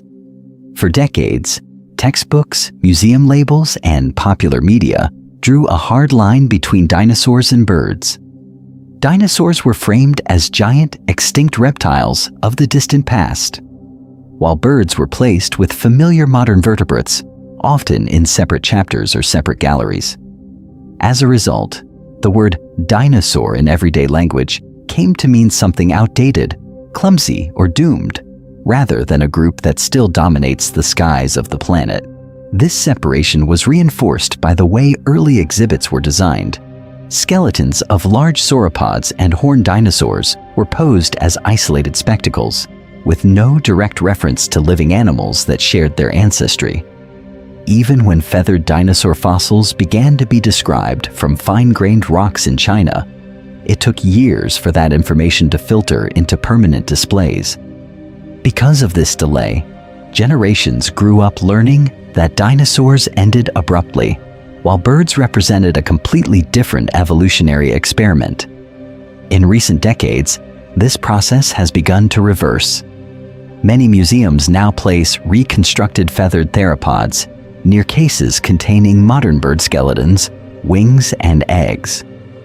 Wall panels trace the transition from toothed jaws to beaks, from long bony tails to shortened tailbones, and from simple filamentous coverings to complex flight feathers. Visitors can compare the limbs of a small dromaeosaur with those of a crow and see nearly identical arrangements of bones, tendons, and joints across deep time. This visual anchoring makes the abstract idea of birds as dinosaurs concrete. It invites a different kind of question. When a pigeon walks across a city sidewalk or a crow calls from a branch, what ancient line of theropod survivors is being observed in everyday life? In the next section, the focus turns back to Earth's longer history, exploring how repeated geological and evolutionary processes shaped the rise of dinosaurs. the impact that ended most of them, and the conditions that allowed one slender branch of the dinosaur family tree to persist. In order to understand why dinosaur science went wrong so often, it is necessary to return to the deeper machinery of the planet itself. Long before any single species evolved, plate tectonics was already setting the stage, driving a repeating cycle in which scattered continents converged into supercontinents like Pangaea and then slowly rifted apart again. During this time, when Pangaea was assembled in the late Paleozoic and early Mesozoic, nearly all major landmasses were joined into one vast expanse of crust. This enormous configuration controlled ocean circulation, wind patterns, and rainfall.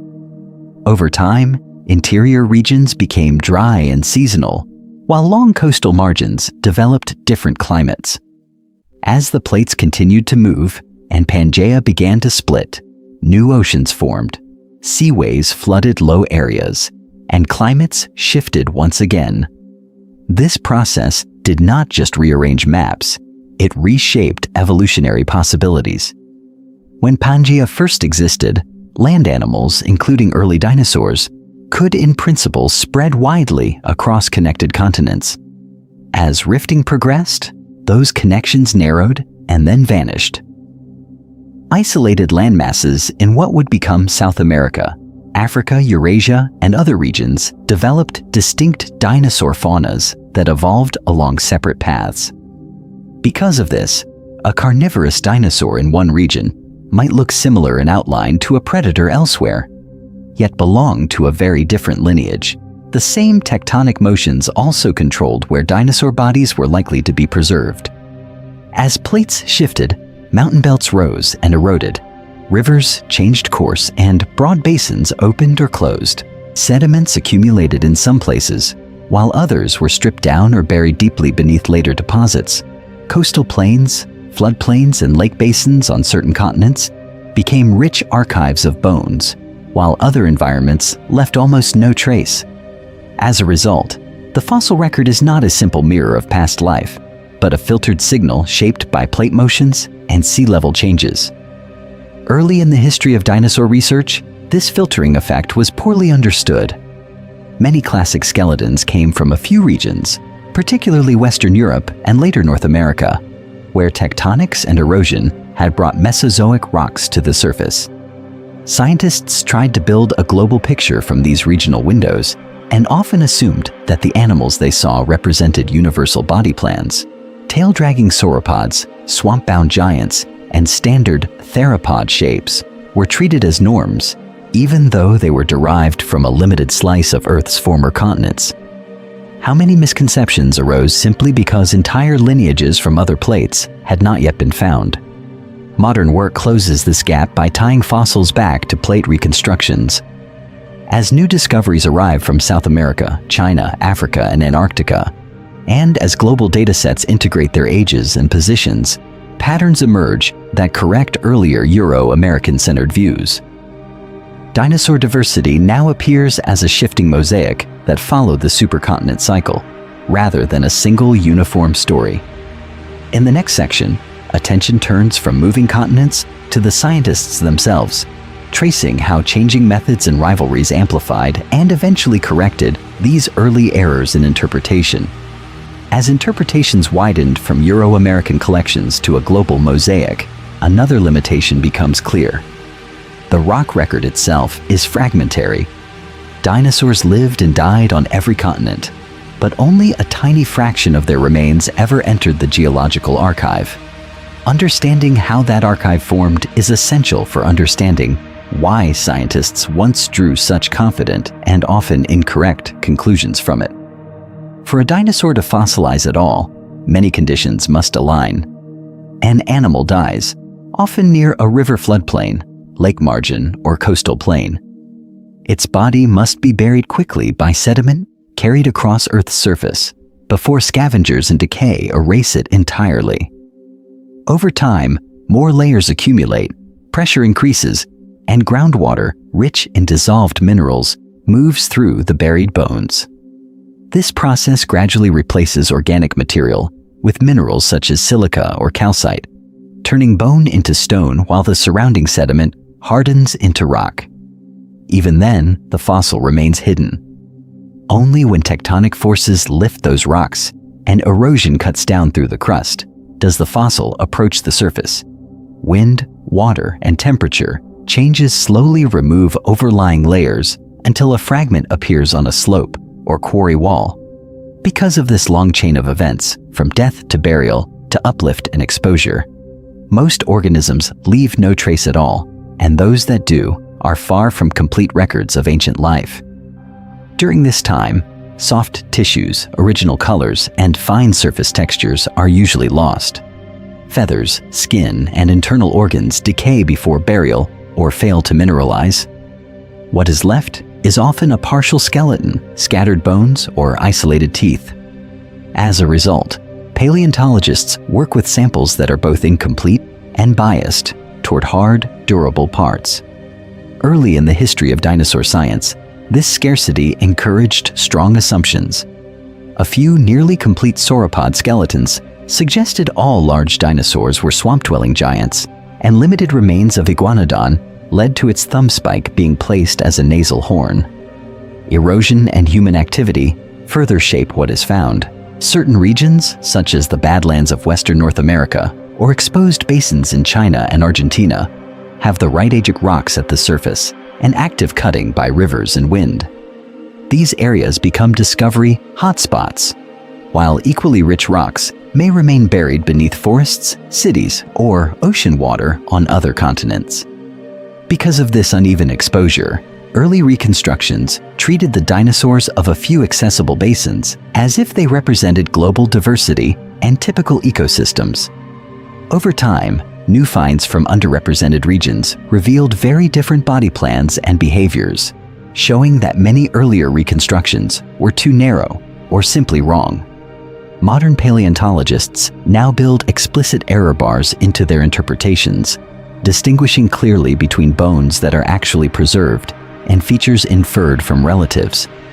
In the next section, attention turns to how changing methods, rivalries, and new technologies interacted with these imperfect fossils to create some of the most famous dinosaur mistakes in scientific history. Those error bars matter because evolution itself does not work with tidy categories. Across the long history of dinosaurs, evolution acted like a continuous experiment, testing variations in bone shape, body plan, and behavior. Lineages branched, adapted to new climates and landscapes, and sometimes converged on similar solutions, even when their ancestors were very different. Armor, horns, crests, and long necks appeared multiple times in separate regions and at different moments in Earth's history. During this time, the planet's continents shifted, climates dried or became more humid, and ecosystems reorganized. As environments changed, this process favored repeated innovations. Heavy body armor formed in stegosaurs, ankylosaurs, and even some early relatives outside the classic dinosaur groups. Long necks evolved in giant sauropods, but also in smaller, unrelated herbivores that fed from different levels of the vegetation. Because of this, two dinosaurs could look broadly similar on the surface, yet belong to distant branches of the family tree. Early paleontologists did not see that complexity. Working with limited fossils, they often forced new finds into a few familiar archetypes. If a skeleton had plates, it was a plated herbivore like Stegosaurus. Horns or frills suggested a horned herbivore on the model of Triceratops. Sharp teeth and large skulls signaled a generic big carnivore. With only scattered bones emerging from the crust, this seemed reasonable at first. Over time, however, these broad categories began to hide the real diversity that evolution had produced. Misclassifications followed. Several ornithischian dinosaurs with similar beaks and body proportions were shuffled between genera as scientists tried to match fragmentary skulls to incomplete skeletons. Juvenile forms created further confusion. Young hadrosaurs and ceratopsians often had very different horns, crests, and limb proportions from adults. In some cases, early researchers named separate species for what later turned out to be growth stages of a single lineage. How many extra dinosaurs were created this way? Modern methods have changed that picture. Larger sample sizes from many rock formations, combined with detailed phylogenetic analyses, now reveal repeated independent evolution of similar traits. Horned faces appear in unexpected branches. Light, bird-like bodies emerge in lineages once thought to be heavy ground-dwelling predators.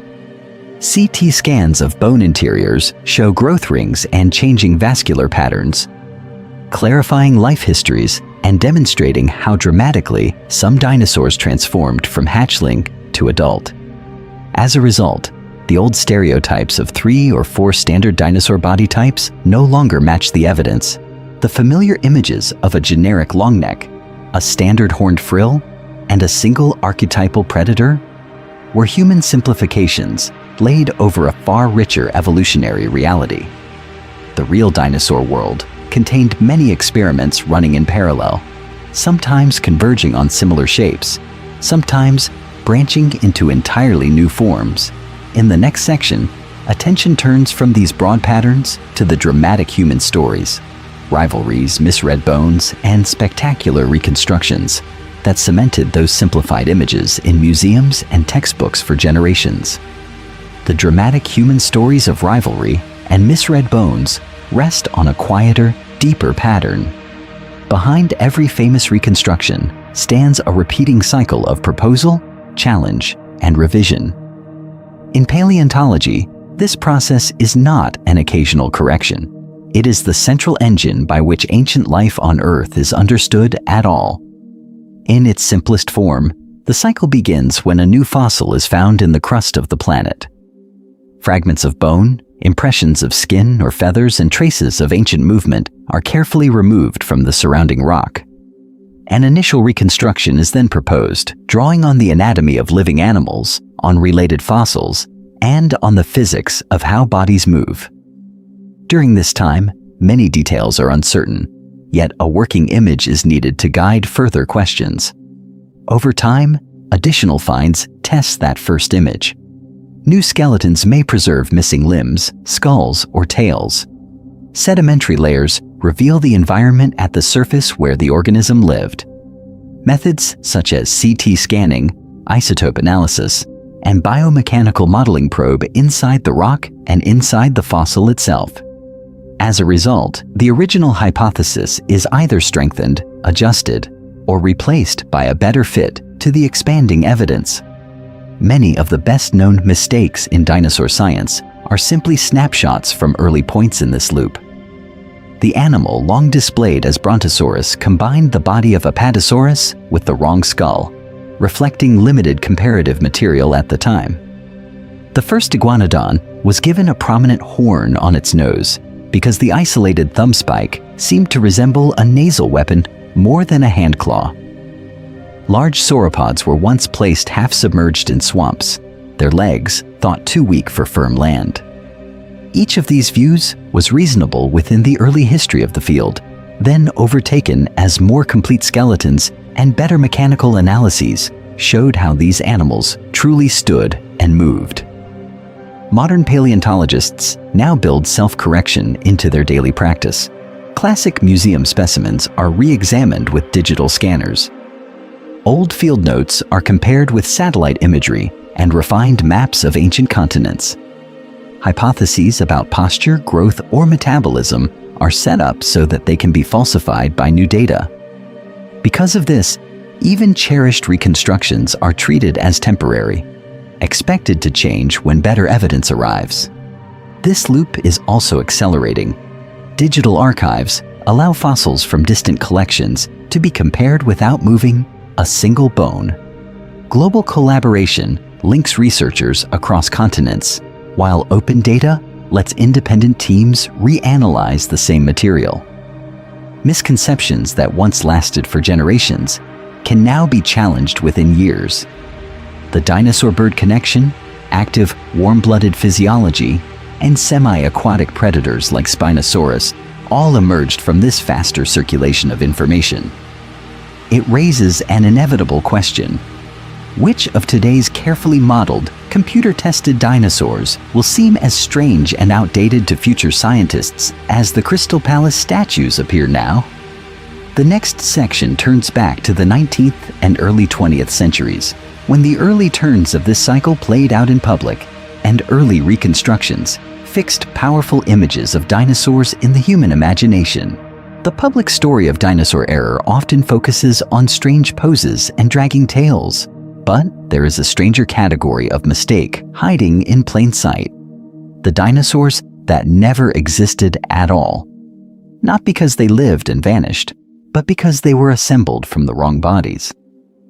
In the early history of fossil collecting, excavations often exposed tangled bone beds rather than tidy skeletons.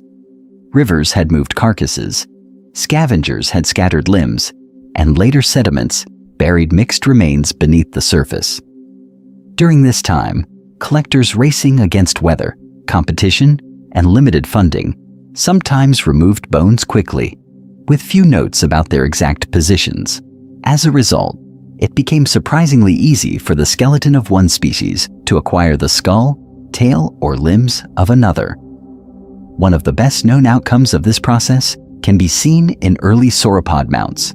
In several museums, long-necked bodies like Apatosaurus were paired with the wrong skulls, often borrowing a sharper, more delicate head from a different relative.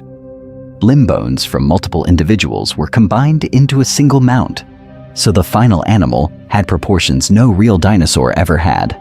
The creature that visitors admired seemed solid and authoritative, yet it was a chimera, a mosaic of several animals that had never walked the earth as one. This idea of chimeras is not limited to dinosaurs. An even more famous case from the early 20th century involved a supposed human ancestor, later known as Piltdown Man.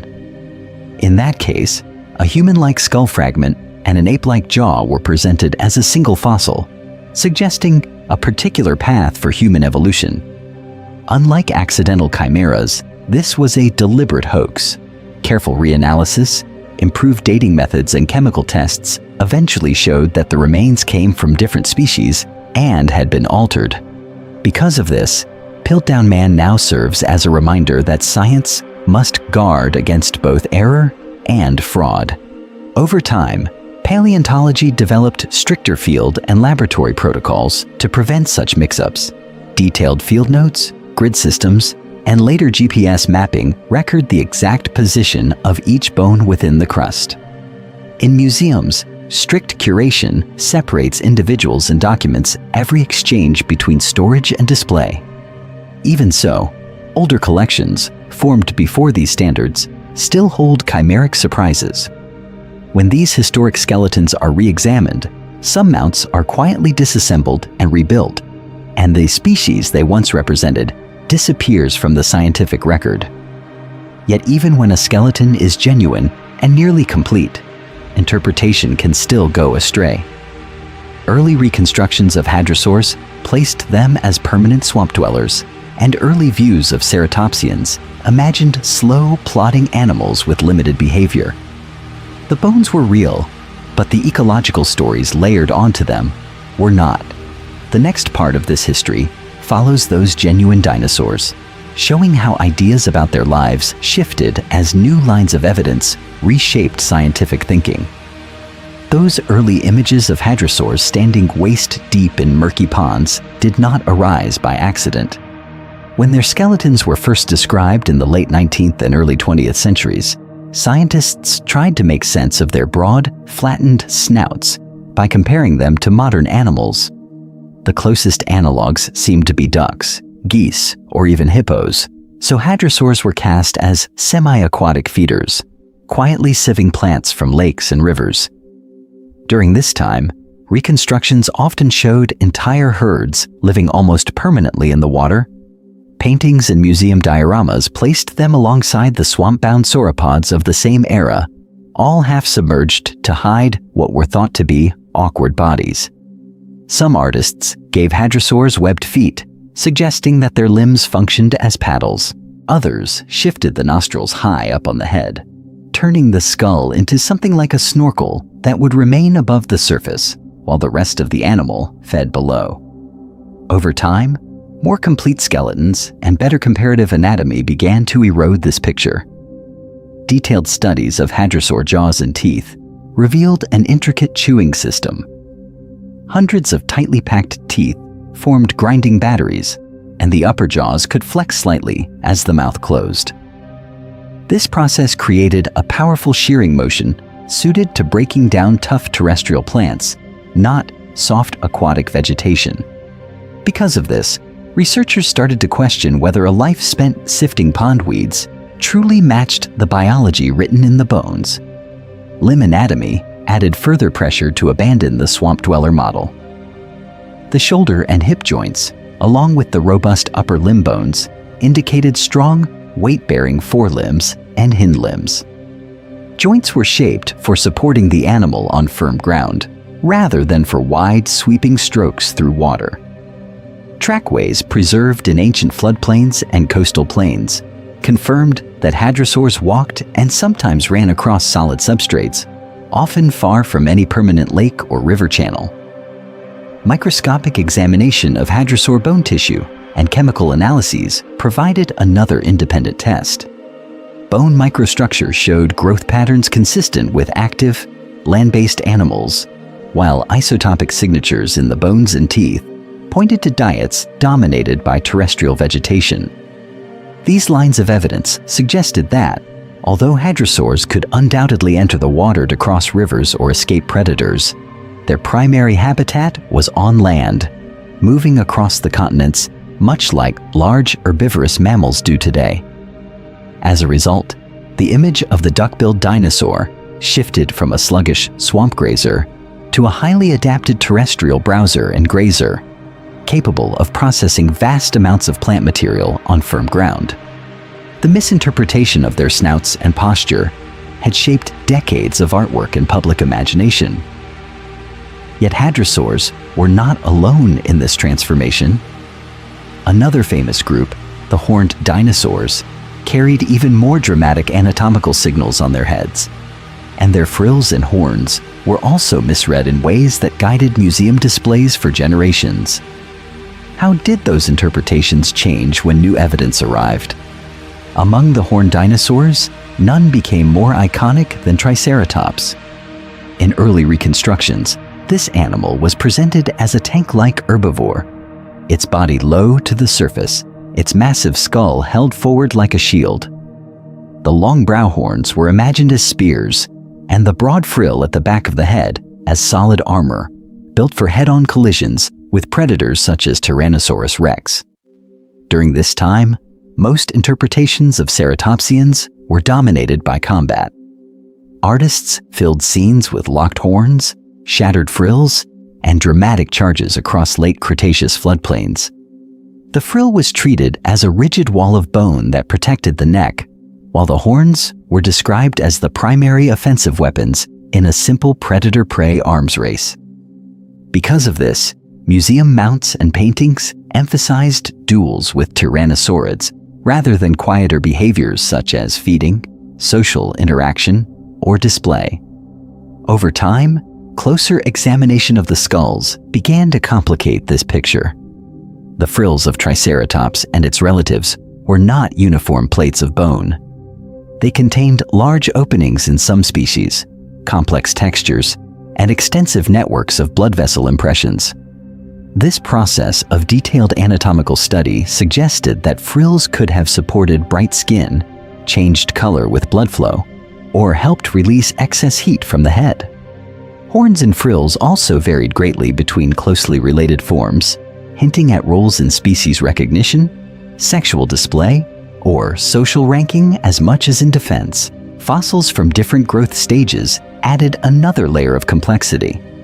Juvenile ceratopsians often had short, rounded horns and relatively simple, small frills.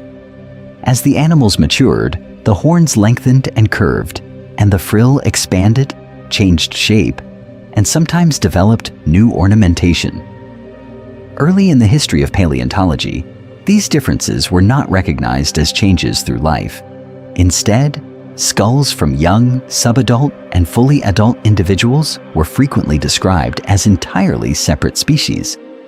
This pattern became especially clear in the case of Triceratops and closely related forms such as Torosaurus. Some researchers argued that what had been named as distinct genera might represent different stages of growth in a single lineage, with thin, expanded frills appearing only in the oldest individuals. Although debate continues, it is now widely accepted that growth and remodeling of bone were far more dramatic in these dinosaurs than once thought. As a result, apparent diversity in some horned dinosaur faunas may partly record ontogeny rather than true numbers of species. This raises a striking question. How many named dinosaurs represent teenagers or even children of other already known species? When considering that Earth's ancient continents preserved communities where animals passed through complex life stages, it becomes clear that counting species from isolated skulls is not straightforward.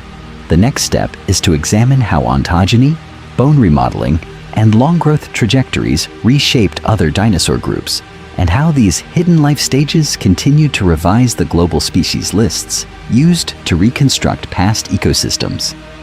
In this context, ontogeny becomes a central idea. Ontogeny is the entire developmental history of an individual, from a hatchling with soft, growing bones to a fully mature adult with fused joints and heavy ornamentation. During this time, many dinosaurs did not simply scale up like rigid models. Their skull shape, horn arrangement, crest size, and even body proportions changed dramatically as growth continued. Because of this, a single rock layer could preserve what looked like several related species, when in fact, it held a growth series of one lineage. Small, lightly built skulls with short snouts and reduced horns were sometimes described as new, delicate taxa. Larger, more massive skulls with expanded frills or crests from the same formation were given different names and placed in separate ecological roles. Only later did detailed comparisons show that certain features appeared in a predictable sequence, matching juvenile, subadult, and adult stages. This process became especially clear in horned dinosaurs and dome-headed forms. In some ceratopsians, early workers named short-frilled, modestly horned skulls as distinct genera, while the long-frilled, heavily ornamented skulls were regarded as separate animals. Over time, bone histology, which examines growth rings inside the skeleton, revealed that the lighter skulls belonged to younger individuals. In pachycephalosaurs, flat-headed forms were once treated as different species from the famous dome-skulled adults, until growth studies showed how the dome thickened and reshaped as the animal matured. As a result, several dinosaur names have been synonymized. Different labels that once filled field guides are now understood as different life stages of the same species. This revision has encouraged a far more cautious approach to naming new dinosaurs from single, incomplete specimens, especially if the bones show open sutures, porous textures, or other signs of youth. Paleontologists now ask whether a small skull with unusual ornamentation truly represents a separate branch of the tree of life, or only an early chapter in one species' ontogenetic story. Misreading ontogeny does more than inflate species counts. If a juvenile is treated as an adult, its size is underestimated, its behavior is inferred incorrectly, and its ecological role is misplaced. A lightly built young predator might be interpreted as a permanent, small hunter of insects, rather than a stage in the growth of a giant that later hunted large herbivores. Entire reconstructions of ancient communities can be shifted if the age structure of the population is misunderstood. This has important consequences for how Earth's past ecosystems are drawn. Food webs, predator-prey balances, and even estimates of how many large animals the continents could support all depend on accurate life histories. If scientists can mistake children for species, what else can be oversimplified? The same tendency to favor simple stories can appear when examining global crises. The end Cretaceous extinction is often told as a single impact tale, but the deeper patterns in the rocks suggest a more layered and far less straightforward planetary ending.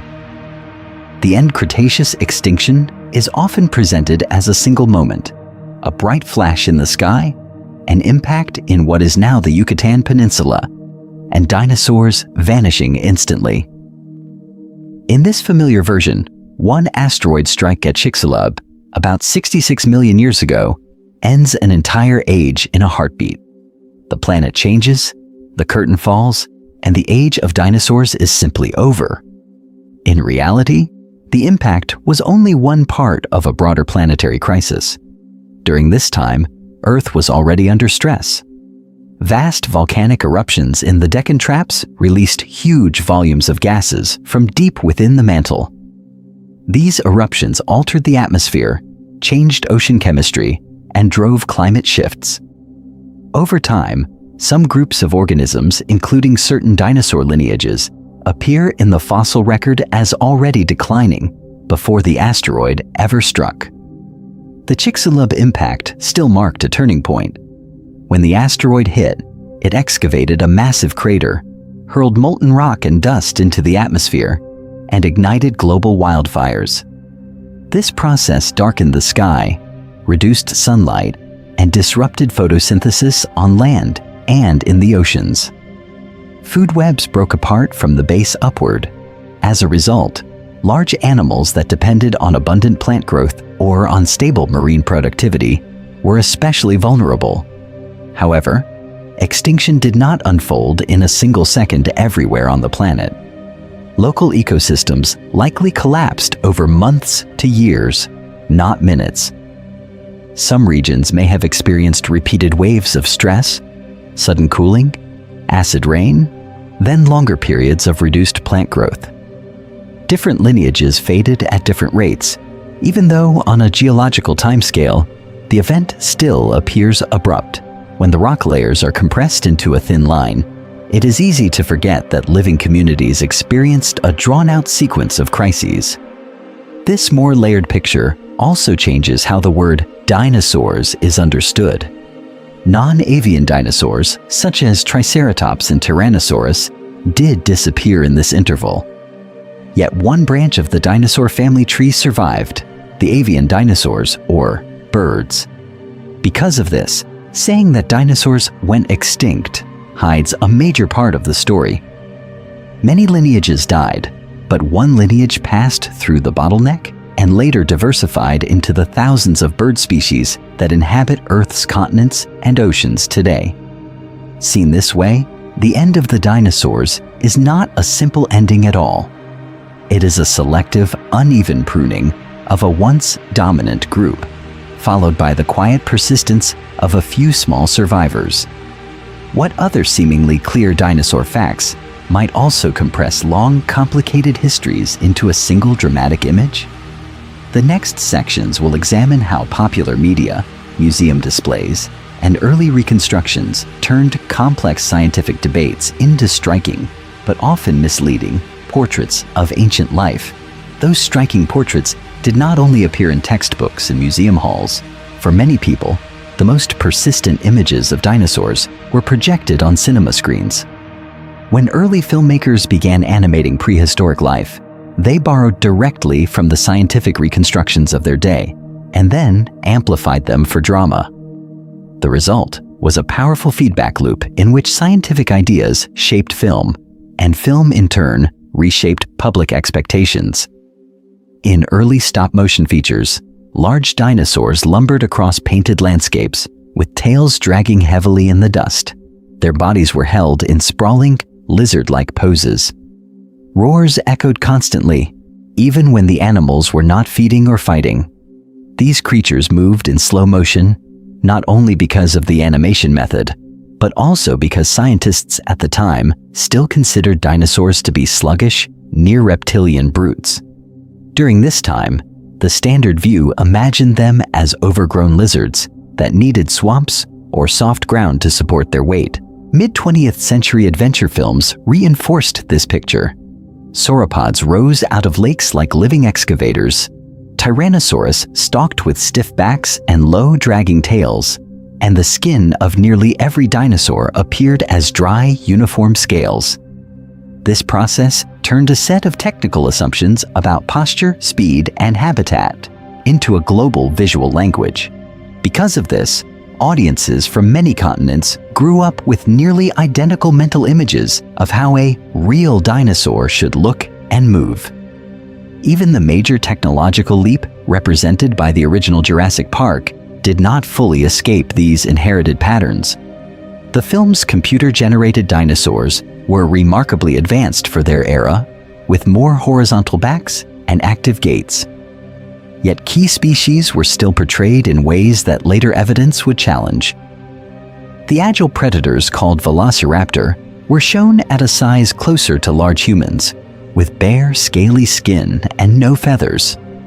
Over time, fossil discoveries from Asia revealed quill knobs and complex plumage in close relatives, indicating that many of these animals were more bird-like in appearance and behavior than the film suggested. These cinematic images became deeply embedded in public imagination. For many viewers, the dinosaur that feels right is the one seen on screen, even if the underlying science has shifted. As a result, scientific revisions such as repositioned tails, altered skull shapes, or the addition of feathers often lag decades behind in popular culture. Documentaries and newer films that now show feathered theropods, brightly patterned skin, or more accurate limb postures can seem jarring. Why does a scientifically updated dinosaur sometimes look less convincing than an outdated movie monster? This tension highlights both the limitations and the unexpected benefits of cinematic dinosaurs. Films can freeze an old hypothesis in place, but they also attract new generations to the study of ancient life. Many paleontologists describe early encounters with movie dinosaurs as the moment that directed them toward the rocks, fossils, and analytical tools that later corrected those very images. The next step is to examine how scientific methods, rather than film frames, gradually rebuild dinosaur biology from the ground up. Those analytical tools did more than tidy up museum labels. They allowed scientists to ask a new kind of question. Not just what dinosaurs looked like, but how their bodies actually worked under the constant pull of gravity. This is the realm of biomechanics, where principles from physics and engineering are applied to ancient skeletons to examine how bones, joints, and muscles handled forces during walking, running, and feeding. In this approach, a fossil is treated almost like a bridge or a building. Loads are estimated, stress paths are mapped, and the geometry of each limb segment is measured. During this time, researchers began to build computer models that turned rigid bones into articulated frameworks, then added hypothetical muscles and tendons. The goal was to see which postures allowed joints to move safely, which gaits minimized energy use, and which classic museum poses would, if they were real, cause an animal to topple or damage its own joints. Because of this, some familiar images started to fail simple mechanical tests. Early digital simulations and physical models showed that tail-dragging, near-vertical sauropods would place extreme bending forces on the spine and hips. Trackways preserved in ancient sediments had already indicated that tails were usually held off the ground, and biomechanical studies confirmed that a more horizontal, balanced stance reduced strain and made forward motion more efficient. Over time, the heavy pillar-like dinosaurs of popular imagination were replaced by animals whose bodies were carefully counterweighted around the hips. Sauropod necks became a central test case. For many years, long-necked dinosaurs were reconstructed with dramatic swan-like curves, sweeping high above the body. When scientists reconstructed each neck vertebra in 3 dimensions and examined how the joint surfaces met, they found that such extreme curvature would have compressed cartilage and ligaments in damaging ways if held for long periods. Analyses of blood pressure requirements and muscle leverage further indicated that moderate, gently arched neck positions were more realistic for daily life, while extreme reaches were probably brief specialized movements rather than a constant posture. Theropod locomotion offered another opportunity to apply this process. By measuring limb proportions, estimating muscle cross-sectional areas from attachment scars on the bones, and running these data through dynamic models, researchers could estimate maximum running speeds. Large predators such as Tyrannosaurus rex, once imagined as very fast sprinters, turned out to face high mechanical loads in the leg bones at extreme speeds. As a result, many studies now suggest moderate running or fast walking rather than racehorse-like sprints, aligning with the distribution of fossil track lengths and stride patterns in ancient sediments. Together, these biomechanical findings supported the broader shift away from upright, tail-dragging reconstructions toward more horizontally balanced, active animals. Internal anatomy, from hip joint orientation to muscle attachment patterns, matched the trackway evidence and computer results. Yet this is only the beginning. As models grow more sophisticated, they are being extended beyond limbs and necks to examine how air moved through lungs, how heat flowed through bodies, and how these factors shaped dinosaur metabolism. Could the same physics that corrected posture now force a rethinking of the old divide between cold-blooded and warm-blooded dinosaurs? The question of dinosaur metabolism became the next major fault line. For much of the 20th century, dinosaurs were treated as an all-or-nothing case, either sluggish, ectothermic reptiles, warmed passively by the sun, or fully endothermic animals, generating constant internal heat, like birds and mammals. In museum halls and early textbooks, there seemed to be no middle ground. Was a dinosaur more like a basking crocodile or a sprinting ostrich? The answer was framed as a strict binary. During this time, debates were driven less by direct measurements and more by analogy. Large bodies and reptile-like skin suggested a cold-blooded model. The emerging dinosaur-bird connection suggested the opposite, that many dinosaurs must have been warm-blooded, fast-growing, and constantly active. Because of this, arguments often became symbolic battles over what dinosaurs really were, rather than careful examinations of how metabolism operates across the animal kingdom. Over time, more precise tools began to reshape the discussion. Thin sections of fossil bone revealed growth rings and vascular canals, recording how quickly tissue formed. Many dinosaurs showed rapid, fibrolamellar bone growth, more similar to birds and mammals than to most modern reptiles. Oxygen isotope ratios locked inside bones and teeth allowed scientists to compare temperatures in different parts of the skeleton, hinting at how evenly body heat was distributed. This process was then tied to comparisons with living animals, from tuna and leatherback turtles to ostriches and alligators, to place dinosaurs on a spectrum of metabolic strategies. As a result, a more nuanced picture emerged. Several studies proposed that many dinosaurs were neither classic ectotherms nor fully endothermic in the way of small birds. Instead, they appeared to be mesotherms, occupying an intermediate state. Their bodies may have generated significant internal heat, supported relatively fast growth and active movement, yet lacked the extremely high, tightly regulated metabolic rates that define songbirds or small mammals. Large body size, insulation from feathers or scales, and active lifestyles interacted in complex ways. This intermediate view has important consequences for understanding ancient ecosystems. A mesothermic dinosaur herd on a broad, seasonally dry floodplain would have required different amounts of food, water, and shade than a herd of purely endothermic mammals or basking reptiles.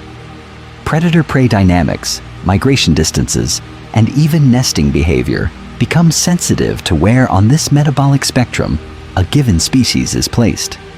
The old caricature of uniformly sluggish dinosaurs no longer matches the evidence. In turn, the failure of the simple cold-blooded versus warm-blooded divide reveals how limited early reconstructions were. Initial assumptions treated physiology as a switch, flipped entirely one way or the other. The reality, Preserved in microscopic bone texture and subtle chemical signatures is a gradient. If scientists have had to revise how dinosaurs moved, ate, looked, and even generated heat, what other hidden variables still shape current images of ancient life? The next lines of evidence would come not only from bones themselves, but from the sediments, climates, and changing continents that framed dinosaur evolution. Those sediments and shifting continents frame another boundary in dinosaur science, the limit of what can be known from the molecules locked inside fossils. Modern fiction often imagines a shortcut past those limits, suggesting that intact dinosaur DNA can be drawn from ancient bones or amber and used to rebuild lost worlds. The real planet and real chemistry are far less generous. DNA is an unstable molecule on geologic timescales. It breaks apart under natural radiation, water, and internal chemical reactions. Even in cold, dry environments on Earth's surface, genetic material from the recent ice ages is near the edge of survival. Over time, the long chains fragment into tiny pieces, cross-link, and react with surrounding minerals.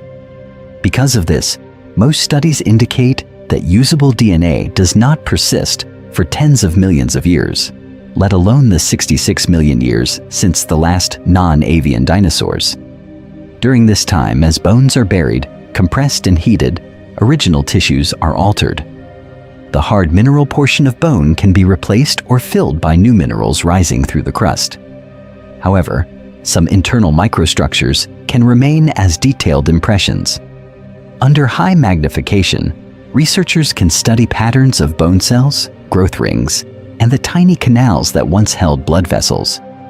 This process does not reveal genetic codes, but it does record growth rates, age at death, and aspects of metabolism. Other molecular traces are more tentative. A few fossils preserve microscopic structures that resemble red blood cells or soft tissues. Some dinosaur feathers and skin impressions show hints of pigment-bearing organelles, suggesting dark or reddish tones in certain species. In parallel, surrounding sediment can hold organic molecules that formed as tissues decayed. As a result, scientists can sometimes infer relative color patterns, environmental conditions, or the presence of cartilage and keratin, even when the original materials have been chemically transformed. These claims remain under active debate. Contamination from modern microbes, laboratory handling, or even conservation glues can introduce foreign molecules into ancient samples. Chemical alteration during burial can also reshape original proteins into new compounds that only mimic biological signals. Because of this, each report of preserved soft tissue or ancient biomolecules is tested, reinterpreted, and often challenged as methods improve and new controls are applied. Without full genomes, researchers turn to comparative anatomy and phylogenetics.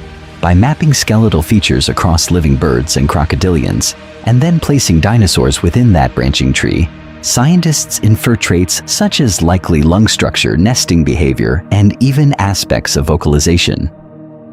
Over time, this framework has shown that many dinosaurs were active, sometimes feathered animals, more similar to modern birds than to sluggish reptiles. Acknowledging the limits of ancient DNA is part of scientific honesty. When reconstructions claim more precision than the evidence allows, they create new images that later generations must dismantle. The next step is to examine how those surrounding sediments, climates, and moving continents shaped dinosaur evolution on a planetary scale, and how much of that larger world can be reconstructed from rocks alone. To move from isolated bones toward a planetary story, paleontology had to expand beyond the regions that first defined it. For much of its early history, the field was shaped by fossils from Europe and North America. Museums in London, Paris, Berlin, and the great halls of the United States displayed the largest skeletons, and as a result, those fossils quietly became the standard for how dinosaur evolution, diversity, and behavior were imagined. During this time, many global patterns were inferred from a narrow slice of Earth's crust. The continents that held the most funding and the oldest scientific institutions also produced the most cited fossils.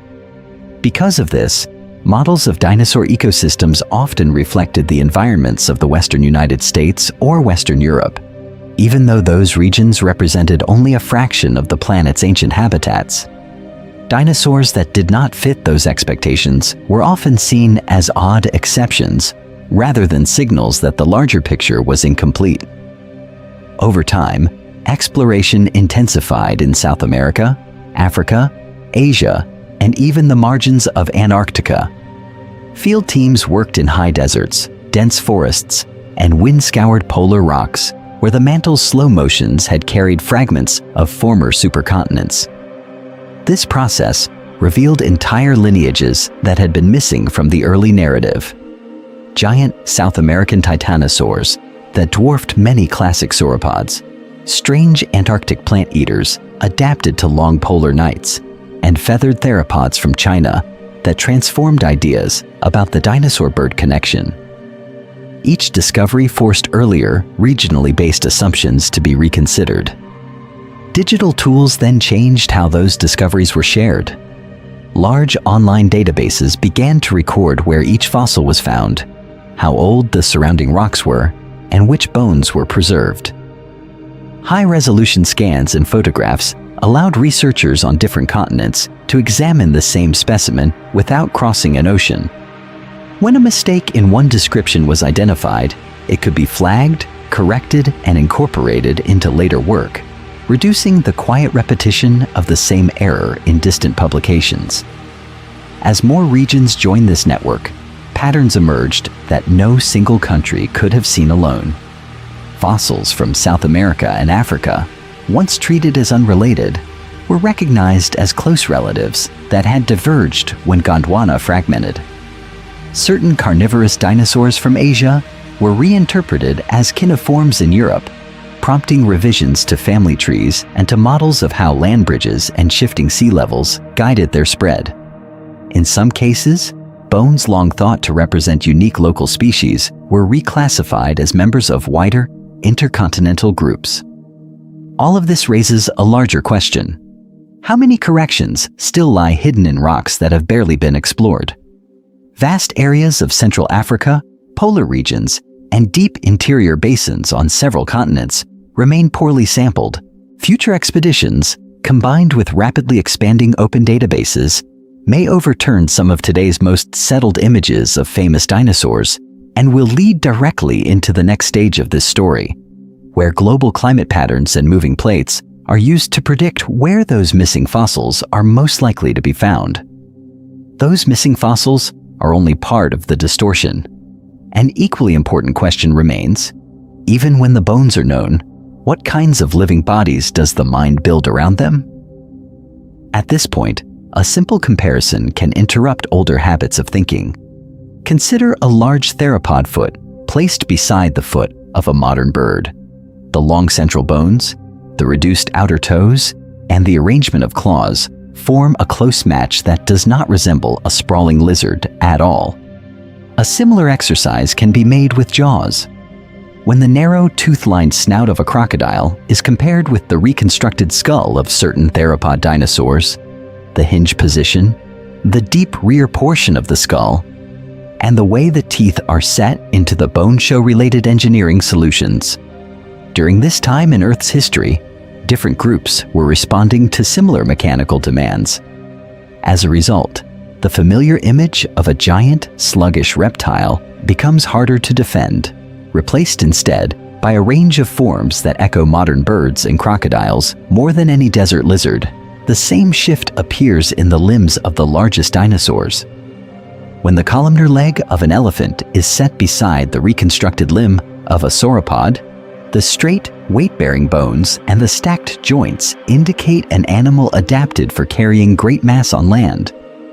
Early in the history of dinosaur research, such proportions were misunderstood, and some scientists argued that sauropods must have lived half-submerged in swamps because they seemed too heavy for solid ground. Over time, detailed comparisons with living large mammals showed that this process of vertical limb support was entirely compatible with life on firm surfaces.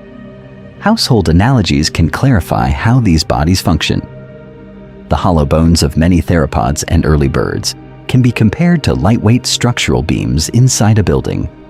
Thin outer walls surround internal spaces, creating strength without unnecessary weight. Because of this design, large dinosaurs could remain both massive and mobile, rather than sinking into mud as earlier paintings suggested. The same principle is used in bridges, aircraft frames, and even furniture, where empty space inside a beam allows the structure to resist bending while remaining easier to move. Everyday animals also provide better guides to motion. A chicken scratching across a yard, a heron moving with a careful stalking gait through shallow water, or an emu accelerating into a rapid sprint. All display body postures that resemble many bipedal dinosaurs more closely than any modern lizard. The raised tail, the forward-leaning trunk, and the precise placement of the feet under the body indicate a dynamic balance system. What happens when the mind instead reaches for the slow movements of a large iguana? The resulting mental image is immediately less accurate. These mismatched analogies influenced early scientific errors and still shape popular views. During this time, technical papers replaced the swamp-bound, tail-dragging reconstructions with more active models, yet children's books and toys often kept the older forms. Because of this, many people still imagine dinosaurs as oversized lizards, even as new fossils and biomechanical studies demonstrate something different. To move forward, a final exercise is useful. Imagine a familiar dinosaur, perhaps a long-necked sauropod or a predatory theropod, and mentally rebuild it using these comparisons. Elephant-like limbs, bird-like feet, crocodile-like jaw mechanics, and lightweight internal beams. As this updated animal takes shape, it prepares the way for the next stage of the story, where climate, shifting continents, and deep interior heat are combined to explain not only how such creatures lived, but why they appeared where they did on the ancient surface of the planet. As the image of that revised predator settles in, a broader pattern becomes clear. The same shift that reshaped a single skeleton has also transformed the entire picture of dinosaurs on Earth. During the early history of dinosaur science, these animals were presented as slow, tail-dragging swamp dwellers scattered across the flat interiors of ancient continents like heavy, half-animated statues. Over time, this view has been dismantled and rebuilt. Early reconstructions placed Iguanodon's thumb spike as a horn on its nose. Brontosaurus was erected on an Apatosaurus body with the wrong skull, and Spinosaurus was drawn as a land-based tyrant striding across dry floodplains. Even the most famous predator, Tyrannosaurus rex, was posed upright with its tail resting on the surface like a third leg. Each of these images felt authoritative, yet each was the product of limited fossils and assumptions carried over from living reptiles.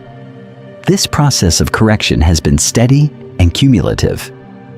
New iguanodon skeletons showed that the spike belonged on the hand, where it functioned as a weapon or display structure rather than a nasal ornament. Detailed study of sauropod necks and skulls revealed that the classic museum Brontosaurus combined mismatched parts, and that its very name had to be reconsidered in light of deeper anatomical comparisons. Additional Spinosaurus remains, including tail and limb bones, indicated a body adapted for semi-aquatic life, with a deep tail that could push through water and limbs that made sense in river channels rather than on open plains. Because of this, even T-Rex has changed from a towering, tripod-shaped monster into a horizontally balanced animal with a stiff tail held off the ground, capable of rapid turning and complex behavior. Evidence from bone microstructure, muscle attachment scars, and trackways points toward a range of metabolisms, from slower, massive sauropods to active, bird-like theropods. Feathers, first hinted at in small fossils from fine-grained sediments, now appear across many branches of the dinosaur family tree, turning scales and swamp imagery into a vision of insulated, dynamic organisms. The deepest correction, however, concerns extinction itself. dinosaurs did not simply vanish at the end of the Mesozoic. One lineage, the small feathered theropods, survived and diversified as modern birds. Shared features such as wishbones, air-filled bones, brooding behavior, and even similar respiratory infections link present-day flocks to their ancient relatives. In this sense, the planet's skies carry the last dinosaurs above crust that still records their earlier dominance. New technologies have driven much of this change. CT scans reveal internal cavities and brain shapes. Biomechanics models test how limbs and tails handled weight and heat. Cladistic analyses trace relationships through vast anatomical datasets. And geochemical signatures in teeth and bones record diets, temperatures, and migration routes. As a result, confident but incorrect pictures have been replaced by more nuanced, evidence-based reconstructions. Placed back into the larger timeline, these revisions connect to the assembly of Pangaea, the breakup of continents, and the climatic shifts powered by mantle heat. The Mesozoic ecosystems that formed on this moving surface are now seen with greater clarity, yet the record remains incomplete and provisional. What further changes will arrive as new rocks are opened and new instruments are applied? Placed against this shifting background, the history of dinosaur mistakes becomes more than a catalog of errors. It becomes direct evidence of how scientific knowledge on this planet actually grows. Each famous misstep, from the wrong skull on Brontosaurus to swamp-bound sauropods, shows that being wrong is not a failure of science, but a normal stage in a self-correcting process. During this time, early paleontologists worked with fragments pulled from scattered layers of crust that had formed long after Pangaea broke apart. With limited fossils and simple tools, they built models that seemed reasonable. Iguanodon received a horn on its nose.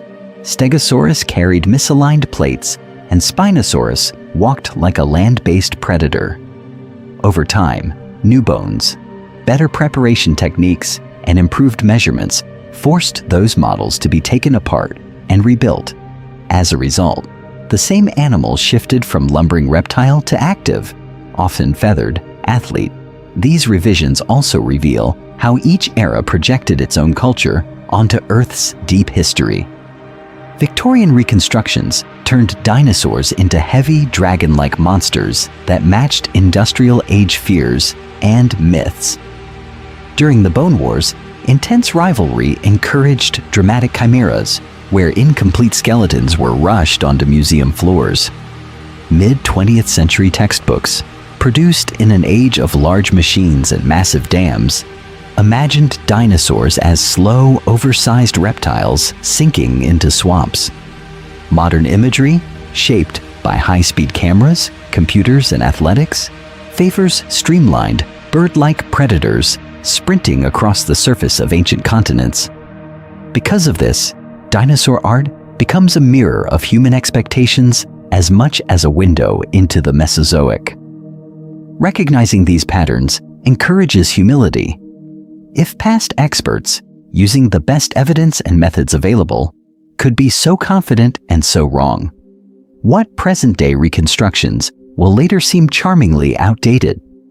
The current view of feathered theropods, of Spinosaurus as semi-aquatic, and of complex dinosaur metabolisms rests on today's instruments and climate of ideas. This process does not undermine trust in science. Instead, it shows why scientific claims are always provisional, whether they describe dinosaur ecosystems, the earliest life in Earth's oceans, or projections of future climate on the continents. Similar reversals appear across other fields. Plate tectonics replaced fixed continent models, transforming understanding of the mantle, crust, and long-term heat flow. The end Permian extinction shifted from a vague die-off to a tightly linked sequence of volcanic eruptions, atmospheric change, and ocean crises. In biology, the rise of genetics redrew the entire tree of life. In each case, new data and methods overturned long-held beliefs, confirming that change is a central feature of scientific understanding. This raises a final question. When expert consensus shifts, is the reaction resistance or curiosity? The story of dinosaur mistakes suggests that future scientists may look back on some of today's facts about Earth with the same mixture of respect and surprise. The next section turns to how upcoming technologies may reshape this picture yet again, and what that means for interpreting the planet's distant past. If future scientists may rethink today's dinosaur facts, they will do so on the same restless planet that shaped every ancient ecosystem. The continents that exist now, the climates that surround them, and the living communities that occupy their surfaces are not separate from dinosaur worlds. They are later chapters in the same long narrative, driven by the same interior forces and the same cycles of change. During this time in Earth's history, plate tectonics remains the central engine. Deep within the mantle, convection cells move heat upward, drive plates apart at mid-ocean ridges, and pull them down at subduction zones. Over time, this process has rearranged continents from scattered fragments to supercontinents and back again. Because of this constant motion, the dinosaur fossils found on different continents today are not just local curiosities. They are scattered pages from older configurations of land and sea. A sauropod in Patagonia, a feathered predator in northeastern China, and a horned dinosaur in western North America each record life on a particular slice of crust when the continents were joined in different patterns. Some lived when Pangaea still formed a broad, continuous landmass. Others walked margins already breaking apart into the Atlantic and Indian basins. As a result, their remains preserve shifting coastlines, changing ocean gateways, and evolving climate belts. Glacial deposits, coal seams, and desert sandstones wrapped around those fossils show how ecosystems responded as the planet warmed, cooled, dried, or flooded. Mistakes about these animals have, in an indirect way, improved the larger picture of Earth's history. Early reconstructions that placed giant sauropods in permanent swamps forced scientists to test whether such wetlands actually existed at those times and locations. Misreadings of extinction boundaries in the rock record led to closer dating of volcanic eruptions, seafloor anoxia, and impact layers. During this time, each correction refined models of supercontinent cycles, mass extinctions, and recovery, helping researchers explore how life might respond to rapid greenhouse warming or habitat fragmentation in the present. The connection is not only ancient. Birds, as living dinosaurs, carry this deep time legacy into modern ecosystems. A flock at a backyard feeder, seabirds circling an upwelling coast, or cranes following seasonal winds are vertebrates shaped by the same evolutionary pressures that acted on their non-avian relatives. Their hollow bones, respiratory systems, and complex behaviors link present skies to Jurassic forests and Cretaceous shorelines. In this sense, the evolving picture of dinosaurs is part of a broader human attempt to locate recent centuries within billions of years of planetary history. Each error and each careful correction ties modern continents, climates, and species back to earlier versions of the planet. The next section turns from these long arcs to the emerging tools that may again revise this story, asking how new technologies could change the way Earth's past and future are understood.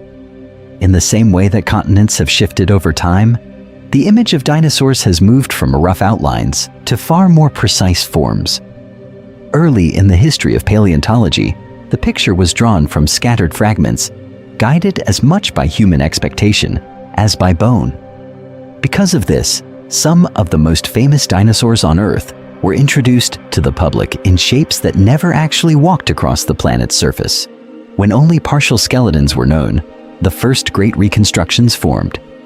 Iguanodon, built from limited remains, gained a horn on its nose instead of a spike on its thumb. Enormous sauropods were placed half-submerged in swamps, their bodies imagined as too heavy for dry land. Spinosaurus, known from incomplete fossils that were later destroyed, was assembled as a land-based predator, a kind of variant Tyrannosaurus. During this time, the goal was to fill gaps quickly, and the results became iconic before they could be fully tested. The same pattern shaped many childhood favorites. Brontosaurus appeared in museums as a composite animal, with an Apatosaurus body, the wrong skull, and often a mismatched tail. Tyrannosaurus rex was shown as a tail-dragging scavenger, its posture bent and sluggish. Velociraptor arrived on the page as a large, scaly, lizard-like hunter. Each of these images contained a partial truth. Then, fossil by fossil, that truth was revised. New skeletons, better excavation methods, and comparative studies with living animals gradually replaced those early scenes. Beneath these changes lay major conceptual shifts. Dinosaurs were once treated as slow, cold-blooded reptiles, a brief experiment in life's history that failed. Over time, evidence from bone structure, trackways, and growth rates pointed toward active, dynamic animals, often with elevated metabolisms. Feather impressions and quill knobs revealed that many theropods carried complex plumage rather than only scales. The dinosaur-bird connection, once controversial, is now understood as a continuous evolutionary line, not a dead branch. What does it mean when the familiar boundary between reptile and bird dissolves into a single branching story? This process of revision was shaped by deeper planetary forces. Plate tectonics controlled where fossils formed and where they are found today, moving continents and rearranging habitats. The conditions of fossilization and later erosion created gaps in the record, leaving some lineages well known and others almost invisible. Evolution itself experimented with body plans, blurring simple categories and making it easy to misread fragmentary remains. As a result, scientific self-correction became essential, using new tools such as CT scanning, biomechanics, and modern evolutionary analysis to refine earlier work. Taken together, these corrections encourage a quiet comparison. How did earlier mental pictures of dinosaurs differ from the more active, feathered, and diverse animals now described? What does this shifting story suggest about the way science responds to new evidence?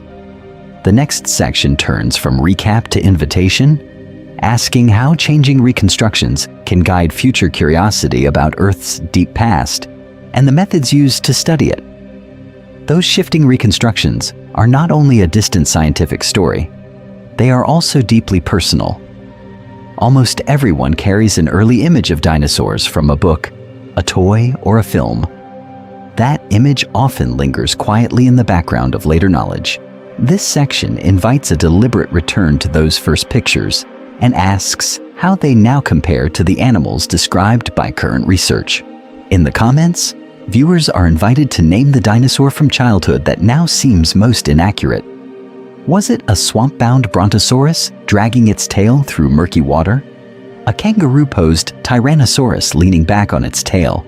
Or a horn-nosed iguanodon with its misplaced thumb spike? Short memories, detailed stories, and even references to specific books or museum exhibits all help trace how public images of these animals formed and then shifted over time. Alongside those memories, the episode invites suggestions for future corrections. Which dinosaur deserves a careful, step-by-step reconstruction history in a later chapter?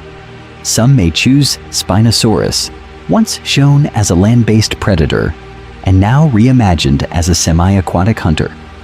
Others may select the tangled history of Brontosaurus and Apatosaurus, or the gradual recognition of feathered relatives of birds.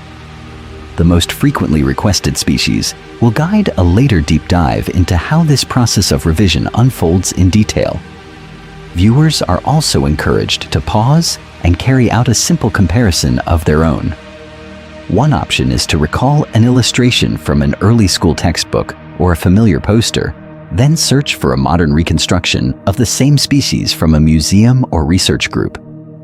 During this time, the contrast between tail-dragging giants and more balanced, dynamic animals, or between scaly theropods and feathered forms, can become a small personal lesson in how evidence reshapes interpretations.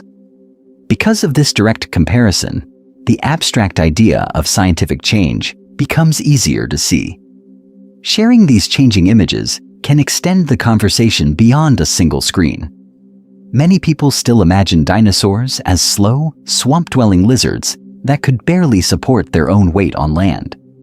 Passing this video to a relative, a friend, or a teacher who holds that picture offers a gentle way to update an early mental model. As a result, a private correction can become a shared discussion about how Earth's history is reconstructed from fragmentary traces in the crust. For those interested in further calm tales of revision, this series will also turn toward other ancient lineages. Later episodes may examine mistakes about early mammals that lived in the shadow of dinosaurs, misinterpretations of marine reptiles that once swam above the ocean floor, or early ideas about the first land plants that altered the atmosphere and surface of the planet. Subscribing and enabling notifications ensures that these future chapters in Earth's long narrative of continents, life, and self-correction are easier to follow when they appear. In the end, the changing image of dinosaurs is a reminder of how difficult it is to reach back across deep time. From scattered bones buried in shifting sediments on drifting continents, scientists attempt to reconstruct entire animals, behaviors, and ecosystems. During this time, rocks have been folded, eroded, and carried into the mantle, and many clues have been destroyed. The fact that a partial skeleton can be turned into a living model at all is remarkable. This uncertainty is not a flaw. It is a built-in feature of studying Earth's early history. Every fossil is incomplete, every rock section is missing pages, and every reconstruction is a hypothesis. Over time, as more bones are found and new tools emerge, those hypotheses change.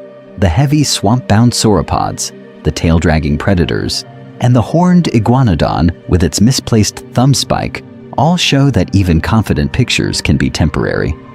Because of this, scientific understanding remains flexible rather than fixed. Living with this shifting picture requires a certain attitude. It is healthy to hold ideas about the past lightly, ready to be updated when a new quarry, a CT scan, or a refined dating method adds information.